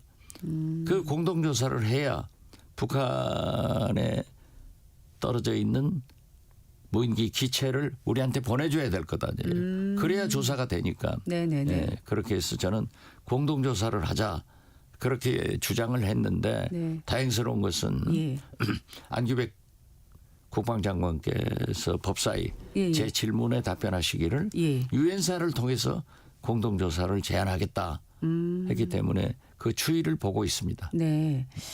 이 지금 김여정 부부장이 담화를 2개를 냈는데 지금까지 네. 첫 번째는 우리 군에서 보낸 건 없다라고 하고 뭐 도발 의도 없다 이런 얘기를 하니까 첫 번째 담화는 그건 좀 현명한 거다 이렇게 얘기를 했어요. 그렇죠. 그렇기 네. 때문에 네. 북한은 장황하게 우리 남한을 비난하더라도 그러한 한 문맥은 잘 볼 필요가 있어요.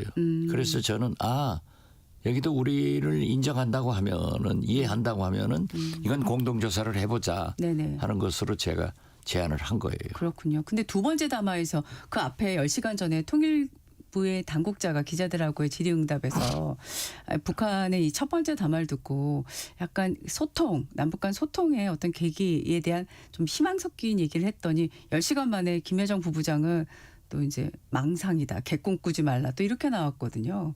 그건 바로 그러는 거예요. 우리가 항상 대화를 제가 네네. 2000년 6.15 남북 정상회담을 성사시킨 특사입니다마는 네. 그때도 안 한다고 그랬어요.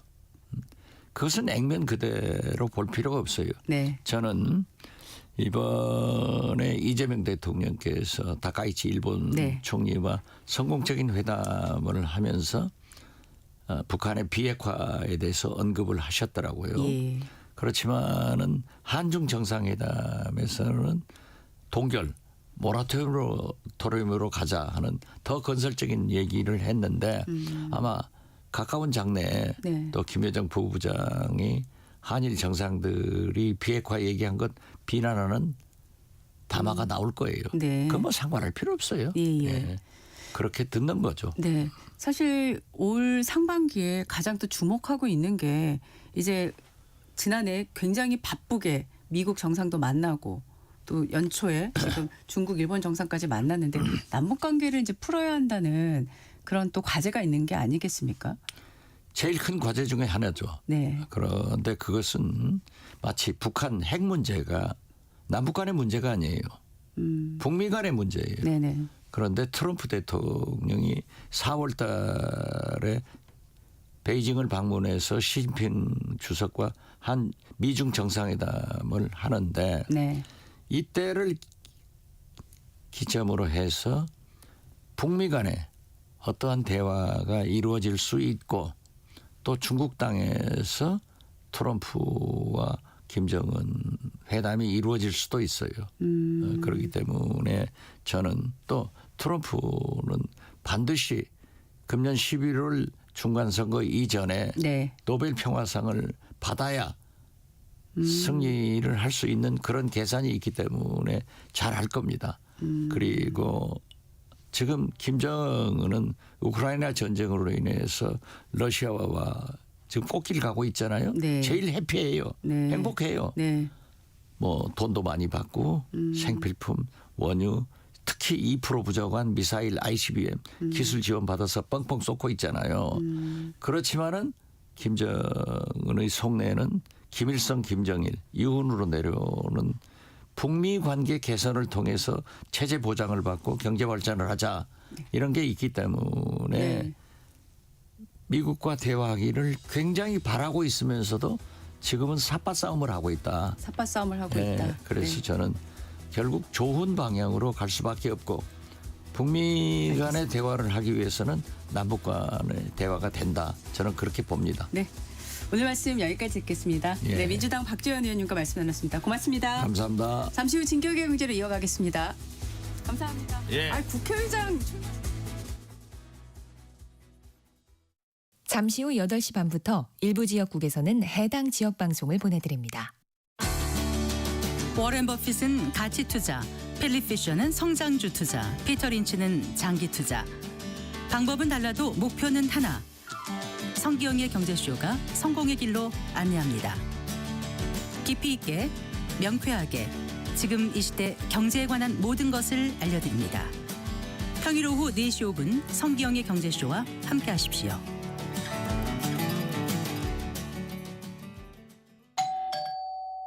편지 왔습니다. 퇴근길 지친 당신에게 힘이 되는 뉴스를 전해드립니다. 매일 저녁 5시 5분 당신과 함께 읽는 세상 이야기 KBS 1라디오 뉴스레터 K. 지금 시각은 8시 30분입니다. KBS.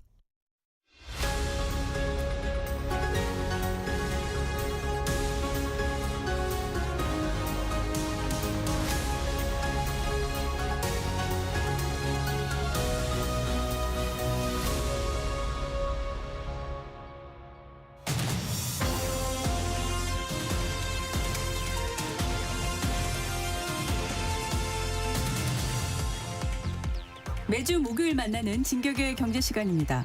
한국은행 금통위가 새해 첫 번째 회의를 오늘 오전에 엽니다. 국내의 여러 변수를 고려할 때 기준금리 동결 전망이 우세한데요. 올해 우리 통화정책 방향도 어떻게 전개될지 관심이 모아지고 있습니다. 최근 트럼프 대통령과 파월 연준장 사이에 확산 중인 정면 충돌 심상치 않은데요. 그 파장도 알아보겠습니다. 한국경제신문의 한상준 논설위원 나와 계십니다. 어서 오십시오. 네, 안녕하십니까? 네, 먼저 오늘 그 관심이었던 게 미 연방대법원이 트럼프 대통령의 상호 관세에 대해서 오늘은 판결을 나오지 않겠느냐 이렇게 생각하는데 나오지를 않았어요. 왜 안 나왔을까요? 네, 대체로 그런 시간이 많았었죠. 이미 연기가 됐었고. 네.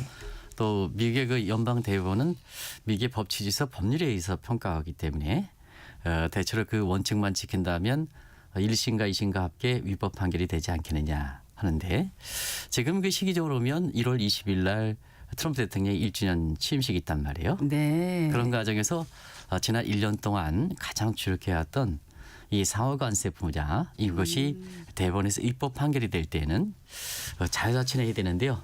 굉장히 좀 어렵게 되거든요. 그래서 이 판결이 지금 상태에서는 오늘 연기됐습니다는 1월 20일로 늦춰지지 않느냐 하는 네. 이런 시각이 현재 지배적인 시각이다 이렇게 보시면 되겠고요. 네네. 어떻게 나올 것이냐 하는 측면에서는 사실은 그 법률식으로 원칙으로 한다면 위법이 되죠. 판결이 나와야죠. 근데 이 문제가 가져올 수 있는 파장 문제 또 한 가지는 연방 대법원의 그 대법관의 구성입니다. 이번에 심판에 그 참여하는 사람이 9분인데요. 보수 성향이 9분이고 그다음에 진보 성향이 3분이거든요. 그래서 대법원은 사실 어떤 성향이 임명된다 하더라도 법의 원칙과 또 자기 자신의 양심의 원칙에서 판결해야 되는데요. 네. 요즘 그렇습니까? 미국의 전부 페드도 그렇고 전부 정치화되기 때문에 예. 사실 그 트럼프에 유리하게 구성되어 있는 대법관에 정치화된다면 트럼프의 손을 들어줄 수도 있는 이런 상황이거든요. 예. 그런 관점에서 일단 판결이 위법이냐 아니냐 하는 측면에서 관심이 되고 예. 또 지금까지 그 상호관세 분야에 있어서는 각국들이 지난 그 1년 동안 대외 경제의 가장 현안이기 때문에 어떤 판결이 나올 것이냐. 그리고 거기에 따라서 사실 이 판결이 이렇게 철폐가 된다면 미국 입장에선 지금까지 그 부과됐던 관세 부분에 대해서 배상하는 문제가 있거든요. 그렇죠. 그렇기 때문에 트럼프의 그 성향으로 보면 배상 판결은 어렵다. 그럼 어떻게 될 것이냐. 관세 프레임 B가 나오겠죠. 네. 그래서 지금 검토되는 무역법 122조라든가 무역 확장법 232조라든가 그다음에 관세법 332조라든가 수법 301조 부분이 지금까지 IAPA 비상경제법에서 부과됐던 내용보다는 더 강력하게 나오거든요. 예. 그렇기 때문에 우리를 비롯해서 다른 국가 입장에서도 상당히 주목되는 사항이다 이렇게 보시면 되겠습니다. 사실 뭐 위법이라고 판결이 나와도 지금 말씀하신 것처럼 플랜 B로 쓸 수 있는 또 다른 수단들이 있으니까 이게 지금 미국 뭐 ING 그룹에서 내놓은 자료를 보니까 뭐 설령 무효라고 판결을 내더라도 시장에는 큰 뭐 영향을 주지는 않을 거다 이렇게 보던데 그렇게 봐도 무방할까요? 어떻습니까? 네. 시장에 미치는 영향과 네. 또 우리 것처럼 그 관세에 직접적으로 피해국에 미치는 영향을 분리해서 봐야 되지 않나 두 하는 가지로 생각이 있는데요. 네, 나눠서. 네, 네. 일단은 그 시장에 비치는 영향은 지금 앵커님께서 말씀하신 대로 관세 플랜 A와 관세 플랜 B일 때 그렇게 시장에 미치는 영향은 오히려 좋을 수가 있습니다. 왜 그러냐면 중간 선거 이렇게를 겨냥해서 모두가 지금 그 트럼프 대통령의 정책이 거기에 집중해서 몰려가는 분위기인데요. 네. 관세 문제가 미국의 국민 입장에서는 어떻게 표심과 연계됐을까 하는 측면에서는 관세 분야는 사실 미국의 수입물가를 상승시키고 그다음에 특히 중하위 계층의 민주주의 1인 1표 원칙에서는 중하위 계층들이 굉장히 중요하거든요. 네. 근데 중국의 관세를 때리니까 어떤 문제가 되냐. 생필품이 절대적으로 부족한 문제가 발생하거든요. 예. 그런 관점에서는 이미 작년에 미니 지방선거에서 잇따른 이렇게 패배를 한 점 좀 감안해 볼 때에는 사실 관세 분야 같은 경우에는 관세 플랜 B가 나오더라도 미국 입장에서는 이것이 시장에 미치는 정도로 강력하게 나오기는 어렵다. 네. 근데 사실 이 문제에 대해서 교육국은 똑같은 영향을 미칠 것이냐 하는 측면에서는 역시 대외적인 측면에서 중간 선거에 이기려면 명분이 있어야 되거든요. 네. 그런 관점에서는 관세에 따라서 미국의 영향력이 굉장히 높아졌다는 이런 것을 상징적으로 보여줄 수 있는 대목이 관세에 따라서 가장 미국의 아킬레스건이 지금 국가 부도 내지는 재정 적자 문제거든요. 네. 여기에 대해서 일정 부분은 미국의 나라 살림 개선하는 데 도움됐다 하는 측면에 확실한 근거가 있어야 네네. 중간 선거에서 미니 지방 선거에서 잇따라 패배한 트럼프 입장에서는 사실 거기에서 옥토버 서프라이즈가 될 수가 있고 그걸 통해서 본인 자신이 갖고 있는 장기적인 독재 야망 이런 것도 집권 후에게 레임덕 현상이라든가 탄핵이라든가 이렇게 방지하면서 이끌어가지 않겠느냐 이렇게 보여집니다. 네. 자, 우리 얘기로 이제 들어가면 오늘 그 금통위 회의요. 지금 2.5 불러지 않습니까? 네, 그렇습니다. 그대로 갈까요? 그대로 가겠죠. 왜냐하면 작년부터 이제 한국은행이 사실 기준금리를 결정할 때 이렇게 중점되는 사항이 있거든요. 네. 작년에 상반기는 우리 경기가 1, 4분기에 마이너스 0.2%를 기록할 만큼 경기 어렵다 보니까 2월과 5월에 금리를 내렸어요. 근데 그 이후에는 거시경제 안정성 문제에서 가계부채 문제, 부동산 투기 문제, 최근에는 원달러 환율이 상승하는 문제 이런 문제에 우선순위가 되니까 자 작년 11월에 금리는 동결한 조치 그다음에 작년 하반기서부터 네 차례 걸쳐 금리를 동결한 조치에 비해서 지금 변화된 사항이 뭘까? 기준금리를 변경시킬 만한 우선순위가 이렇게 개선되는 측면이 있을까 하는 측면에서는 오히려 악화되는 측면이거든요. 네. 그런 과정에서는 이번에 뭐 전문가의 시각과 관계없이 예. 중앙은행 금통위원들의 우선순위를 감안해 볼 때는 네. 기준금리 동결은 명확한 악화다 하는 것을 말씀드리겠습니다. 예. 이제 말씀하신 거에 거의 대부분 수긍하면서도 요새 지금 원달러 환율 때문에요. 좀 눌러지는 것 같더니 다시 또 올라가지고 있지 않습니까? 그러니까 여러 가지 얘기들이 나오는데 지금 일본이 엔화 약세로 그쪽도 물가가 이제 올라가니까 일본 정부에서 기준금리 인상할 수 있다라는 얘기가 일본 언론 쪽에서도 얘기가 이제 나오니까요. 그러면서 이제 이런 얘기들을 주변에서 좀 하시더라고요. 우리가 이번에 그냥 2.5% 그대로 가더라도 우리가 앞으로 올해 그 통화 정책 방향에 대해서 뭔가 지금 환율 급등이라든가 이런 거에 대해서 조금 수단이 될 만한 그런 것들을 금통위원들이 의사로 관해서 그리고 오늘 또 오후에 또 이창용 총재도 또 스피커를 말씀을 하실 텐데 좀 그런 게 필요하지 않냐 이런 얘기를 하는데 어떻게 생각하세요? 네. 원달러 환율이 이렇게 급등하다가 시장 개입하면 많이 떨어지고 다시 올라가고 하는 이 요인의 근본적 원인이 뭘까 하는 측면은 어제 그 밤에 베센트 미국의 장관이 자, 한국 경제가 펀더멘털이 강력하다는 표현을 썼습니다. 그러면 이제 우리 국민 입장에서는 베센트자 제3자 입장에서 한국 경제가 진짜 펀더멘털이 강력한가? 근데 우리 국민들은 전부 이렇게 우리 경제가 굉장히 나쁘다는 인식을 좀 많이 다 그런 건 아닙니다는. 네네네. 그러면 그 각도가 앞으로 환율을 풀어갈 때 굉장히 중요한 요인이지 않냐 생각합니다. 네. 자, 그러면 과연 베센트 재무장관이 우리 경제가 펀더멘털이 괜찮을까? 한번 몇 가지 보겠습니다. 네. 우리 성장률 낮을까요? 우리 경제 최근에 나온 성장률이 작년 3분기입니다. 우리 성장률은 전분기 대비 방식입니다. 1.3% 나왔습니다. 미국의 3분기 성장률 4.3%입니다. 그럼 1.3%와 4.3%를 비교하면 우리 경제가 낮게 나오죠. 근데 그렇죠. 통계 방식이 차이가 있지 않습니까? 네네네. 미국은 전분기 대비 연율이고 우리는 전분기에 되니까 1.3%를 사실 전분기 대비 미국식 통계 방식으로 5.2% 나옵니다. 아, 네. 그러면 우리 경제가 사실 미국보다 성장이 괜찮죠. 두 번째는 우리 소비자 물가가 최근에 나온 게 12월 달인데요. 2.1%입니다. 그렇죠. 미국이 2.7%입니다. 네네. 미국보다 낮습니다. 실업률은 미국이 4.4%입니다. 최근 통계가. 그다음에 우리는 4.2%입니다. 이것도 낮습니다. 그리고 우리 경상수지가 어떻습니까? 우리 경상수지가 지금 1,100억 달러가 넘거든요. 11월까지. 네네.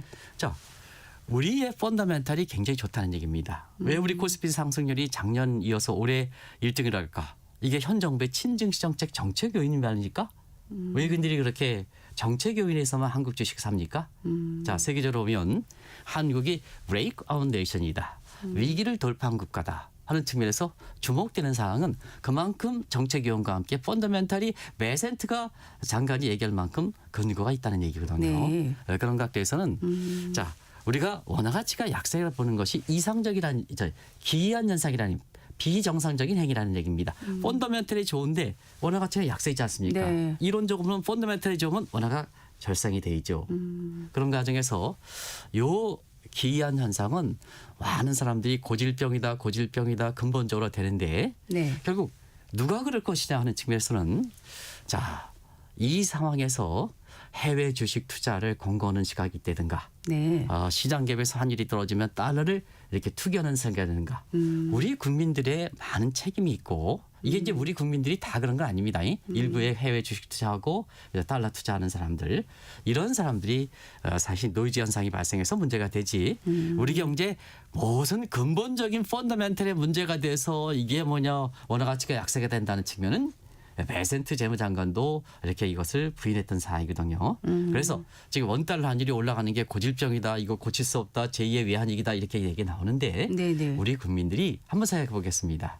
우리가 1997년 외환위기 당해서 그것이 미국의 경제학교에서도 30년 이상 한국의 외환위기를 당했다는 낙인 효과가 있습니다. 그러면 일부 이기적 행동에 의해서 우리 원달러 환율이 올라가서 제2의 외환위기가 발생한다면 우리 후손 세대들한테는 얼만큼 부담이 되겠습니까? 네네. 그래서 국가가 어려울 때는 그 정치적 여부와 관계없이 국민들이 하심해서 우리 경제 현안을 풀어가는 것이 가장 좋은 최선책이 아니냐. 자, 지금 환율의 급등하는 문제를 두고 우리 외환당국에서 문제다. 거기 책임이다. 그리고 이쪽에서는 중앙은행 총재 입장에서는 서학김의 책임이다. 이런 것은 바람직한 자세가 아니다. 네. 현안 문제는 국민들이 공동적으로 풀어가는 사항이라는 것을 말씀드리겠습니다. 네, 지금 한미 간의 금리 차이가 계속 있지 않습니까? 네네. 그래서 우리 그 한국은행에서 통화 정책이요. 일단 상반기 중에 계속 기준금리를 이렇게 동결 상태로 가는 방향이 될까요? 아니면은 좀 올려야 되는 상황이 될까요? 어떻게 생각하십니까? 많은 사람이 이제 사실 미국의 금리가 금리 차가 한때는 이제 2% 정도 벌어지다가 네. 최근에 예. 미국이 금리를 내리고 우리가 동결하다 보니까 지금 금리 차가 줄이긴 했지만 아직도 미국이 높고 네. 이런 상태거든요. 네네. 근데 지금까지 보면 네. 금리 차가 사실 원달러 환율을 결정하지는 않습니다. 그거는 여러 가지 인과관계에서 그렇거든요. 네. 자, 금리 차가 2%까지 벌어질 때 원달러 환율이 떨어질 적이 있었습니다. 그리고 항상 그런 관점에서 되거든요. 왜 그럴까? 자, 금리 차이에서 자금하는 것은 캐리 자금의 성격이에는 네. 다른 펀더멘탈 자금에 의해서 펀더멘탈을 보고 하는 자금과는 극히 일부분입니다. 네. 이게 이제 금리 차라든가 이런 거에 의해서 하는 것을 캐리 자금이라는 전격적 얘기를 하는데요. 네. 우리가 보면 캐리 자금도 결과적으로 보면 투자 수익이 나야 그것이 행방을 결정하거든요. 예를 들어서 한번 보겠습니다.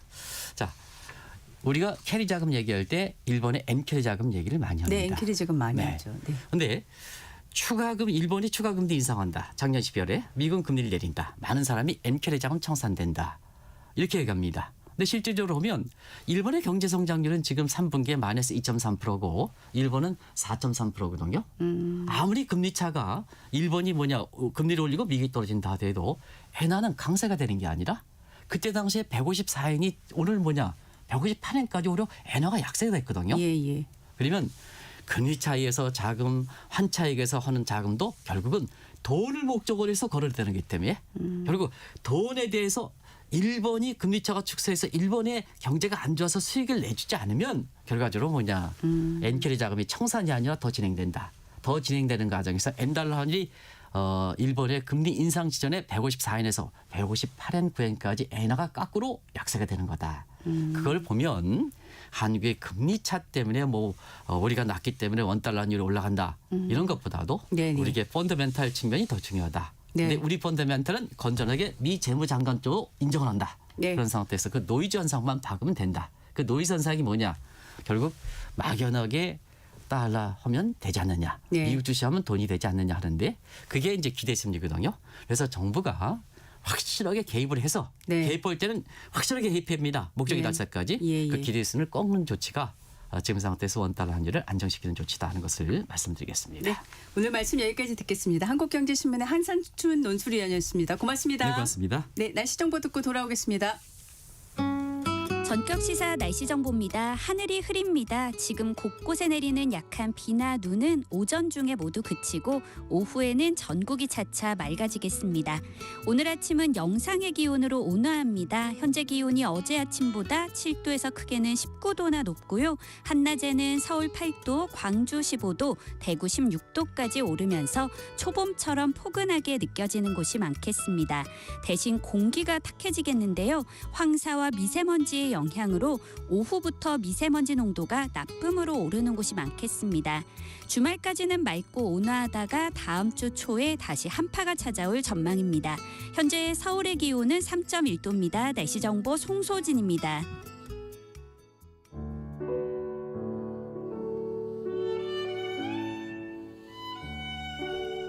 매주 목요일 문화 이슈를 다루는 문화 이슈 김원식 문화평론가 나와 계십니다. 어서 오십시오. 네, 안녕하세요.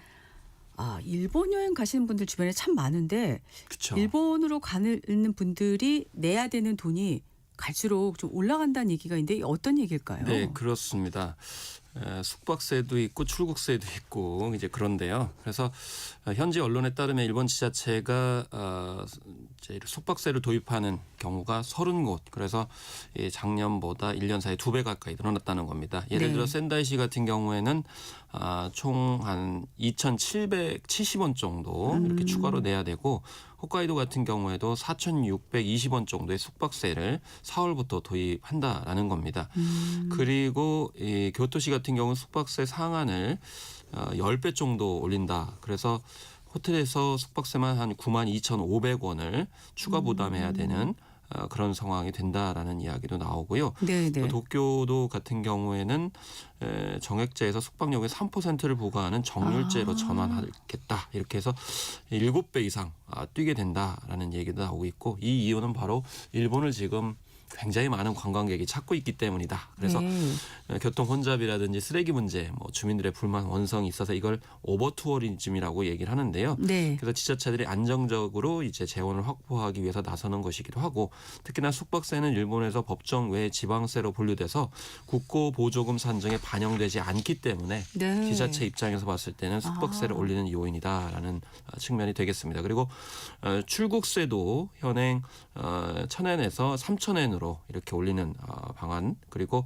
외국인 비자 발급 수수료도 최대 5배 박물관 미술관 등에서 외국인에게 더 비싼 입장료를 받는 이중 가격제도 도입을 하겠다 이렇게 밝히고 있는데 어쨌든 일본 방문객 수 1위는 우리 한국입니다. 그렇기 때문에 새해에 일본 여행 계획하셨을 때 이런 부분 좀 당황하지 않으셨으면 좋겠는데 어쨌든 만약에 이게 계속된다 그러면 일본의 여행 경쟁력이 떨어지는 거 아니냐 이런 얘기가 당연히 나올 수밖에 없는 것 같습니다. 네. 자, 애니메이션 K-팝 데몬 헌터스가 지금 미국 주요 시상식 휩쓸고 있는데 그래미 시상식, 아카데미 시상식에서도 트로피 거머쥘 수 있을까요? 일단 뭐 많이 알려졌습니다마는 골든글로브에서 주제가상하고 장편 애니메이션상을 받았죠. 네. 주토피아 2도 물리쳤습니다.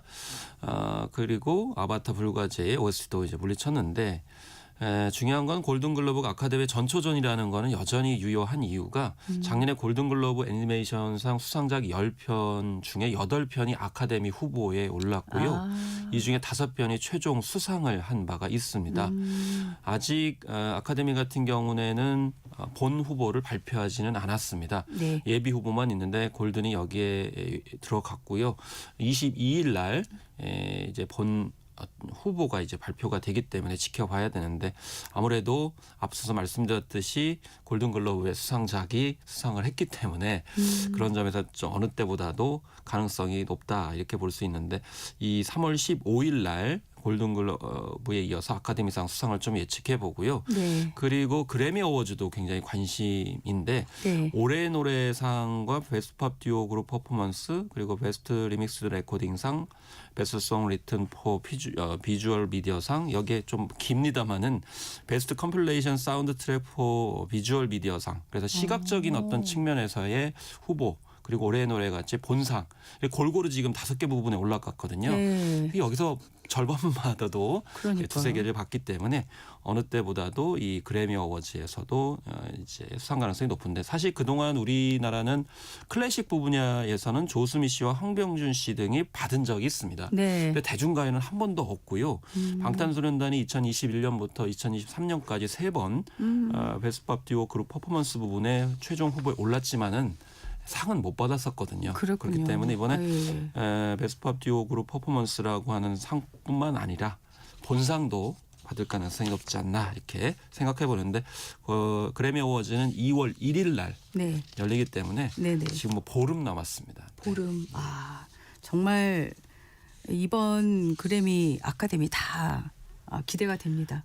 네, 그렇습니다. 지금 국내 대중문학계를 보니까 화사 씨가 낸 힌트곡 굿 굿바이 이게 뉴진스 아이유까지 제치고 새 역사를 쓰고 있다고요. 그래서 이제 모든 차트 그러니까 주요 국내의 6개 음원 차트를 동시 1위를 차지하는 것을 퍼펙트 올킬이라고 하거든요. 예. 이게 655회, 656회 이렇게 이제 해서 뉴진스의 디토가 한 655회였고요. 예. 그다음에 방탄소년단의 다이너마이트가 610회였는데 이거를 이제 뛰어넘은 거죠. 네네. 사실 지난해 11월 배우 박정민 씨와 함께 청룡영화상 축하 무대가 그게 크게 화제가 됐습니다. 네네. 그러면서 뭐 쇼츠 영상도 굉장히 많이 만들어졌는데 사실 요즘에 그런 얘기 많이 말씀하시잖아요. 아이돌 그룹이 너무 다 휩쓰는 거 아니냐. 네. 여성 보컬 가수가 좀 덜 주목받는다 이런 얘기도 하는데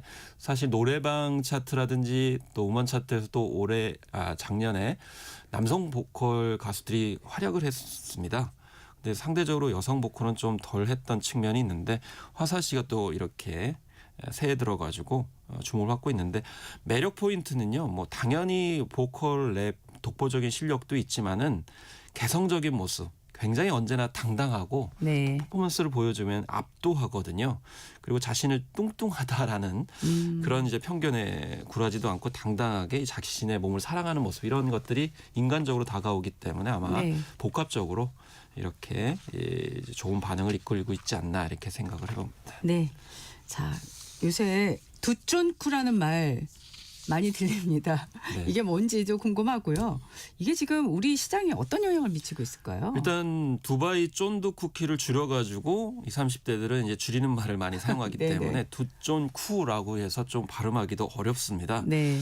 두바이 초콜릿 기억하시죠? 네. 두바이 초콜릿 연장선상인데 두바이 초콜릿은 카다이프라든지 피스타치오, 초콜릿을 이렇게 활용을 해가지고 만든 거잖아요. 예. 그리고 그런데 이제 두바이 쫀두 쿠키는 녹인 마시멜로를 그 겉에다가 이제 둘러싼 겁니다. 그래서 두바이 초콜릿 2탄인데 짜장면이 중국에 있을까요? 이런 얘기들을 예전에 많이 했었습니다. 근데 마찬가지로 이 두바이 쫀두 쿠키는 두바이에 없습니다. 그러니까 한국에서 누가 만들었는지는 모르지만 이제 그렇군요. 자영업자분들이 만들어가지고 지금 뭐 순댓국집에서도 팔고 고깃집에서도 팔고 카페에서는 팔지 않을 정도로 지금 많이 판매를 하시는데 네. 그러다 보니까 좀 여러 가지 문제도 생기고 있는데요. 예. 너무 가격이 비싸다. 개당 9,500원이라는 그런 가격이 좀 동의하기 어렵다. 그리고 이제 함량이 좀 안 된 것 같다. 심지어는 카다이프하고 피스타치오가 없는 것 같다. 이런 건데 이게 카다이프는 이제 중동 아랍의 그 우리말로 얘기하면 국수 같은 면이 들어가는 거잖아요. 아, 그런 거군요. 이게 예. 수입품이기 때문에 좀 비싸요. 그래서 가격이 좀 올라가고 뭐 12,000원 이런 얘기도 있고 최근에 30만 원짜리까지 나왔다고 하는데 그래서 소면으로 대체를 해가지고 만드는 경우도 있는데 이 소면을 썼으면서도 가격은 그대로다. 이런 점에서 좀 원성을 이제 내시는 경우도 있고. 그래서 생각한 것보다 다른 그런 두바이 쫀드 쿠키 때문에 여러 가지 논란이 있을 것 같은데요.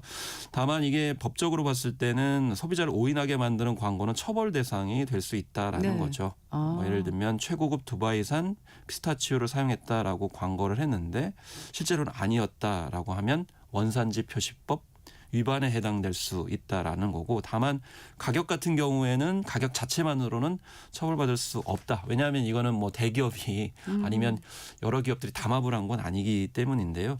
어쨌든 지금 현재 또 원가도 많이 오르고 있는 그런 상황이라고 하고 이제 그러기 때문에 어쨌든 좀 유의할 필요성이 있는데 어쨌든 여러 가지 분석들이 나오고 있습니다만은 우리나라에서는 좀 유행주기가 많이 짧잖아요. 기생충에도 대만 카스테라 테라 때문에 좀 곤란한 지경에 처했던 두 가족이 나오기도 했었잖아요. 그리고 여러 가지 그 기호품들이 주기가 빠르기 때문에 이제 자영업 하시는 분들이 좀 상처가 있는 한국의 시장이기 때문에 특히나 이 두쫑구가 너무 달아요. 그래가지고 약간 유의를 좀 하셨으면 좋겠다는 생각이 들고 모 셰프가 안 달게 이게 만들었다가 항의를 받은 적이 있습니다. 아, 달지 않다고. 그리고 모양도 뭐 강정 모양이어가지고 또 비판을 받기도 했었는데 어쨌든 자녀분들, 청소년들이 너무 많이 먹지 않았으면 좋겠다라는 개인적인 생각을 합니다. 그 저속 노화로 유명한 그 정리원 박사. 를 상대로 해서 지금 강제추행 혐의로 고소한 분이 있는데 이 고소인 신상털이를 부추긴 언론이 지적이 되고 있다고요? 그렇습니다. 그래서 양쪽의 어떤 입장인데 한쪽의 일방적인 어떤 주장만 바꾸는 상황 속에서 이제 공영방송조차도 신상 정보가 알 수 있을 정도의 정보 노출을 이미지도 했을 뿐만 아니라 출신 대학과 학과 이름을 언급한 인터뷰 내용을 그대로 내보냈다라는 것이죠. 그렇기 때문에 본질적인 부분이 아니고 관음증적인 어떤 부분들에 너무 집중하고 있는 것 아니냐라는 점, 이런 점 주의해야 되겠습니다. 문화 이슈 김원식 평론가와 함께했습니다. 고맙습니다. 감사합니다. 1월 15일 목요일 전격시사 오늘은 여기까지입니다. 19일까지 청취율 조사 기간인데 02로 시작하는 청취율 조사 전화 오면 KBS 1라디오 잘 듣고 있다는 말씀 부탁드립니다. 오늘 커피 쿠폰 당첨자는 전격시사 홈페이지 공지사항에서 확인하시면 되겠습니다. 저는 소현정이었고요. 내일 아침 7시 5분에 다시 돌아오겠습니다. 고맙습니다.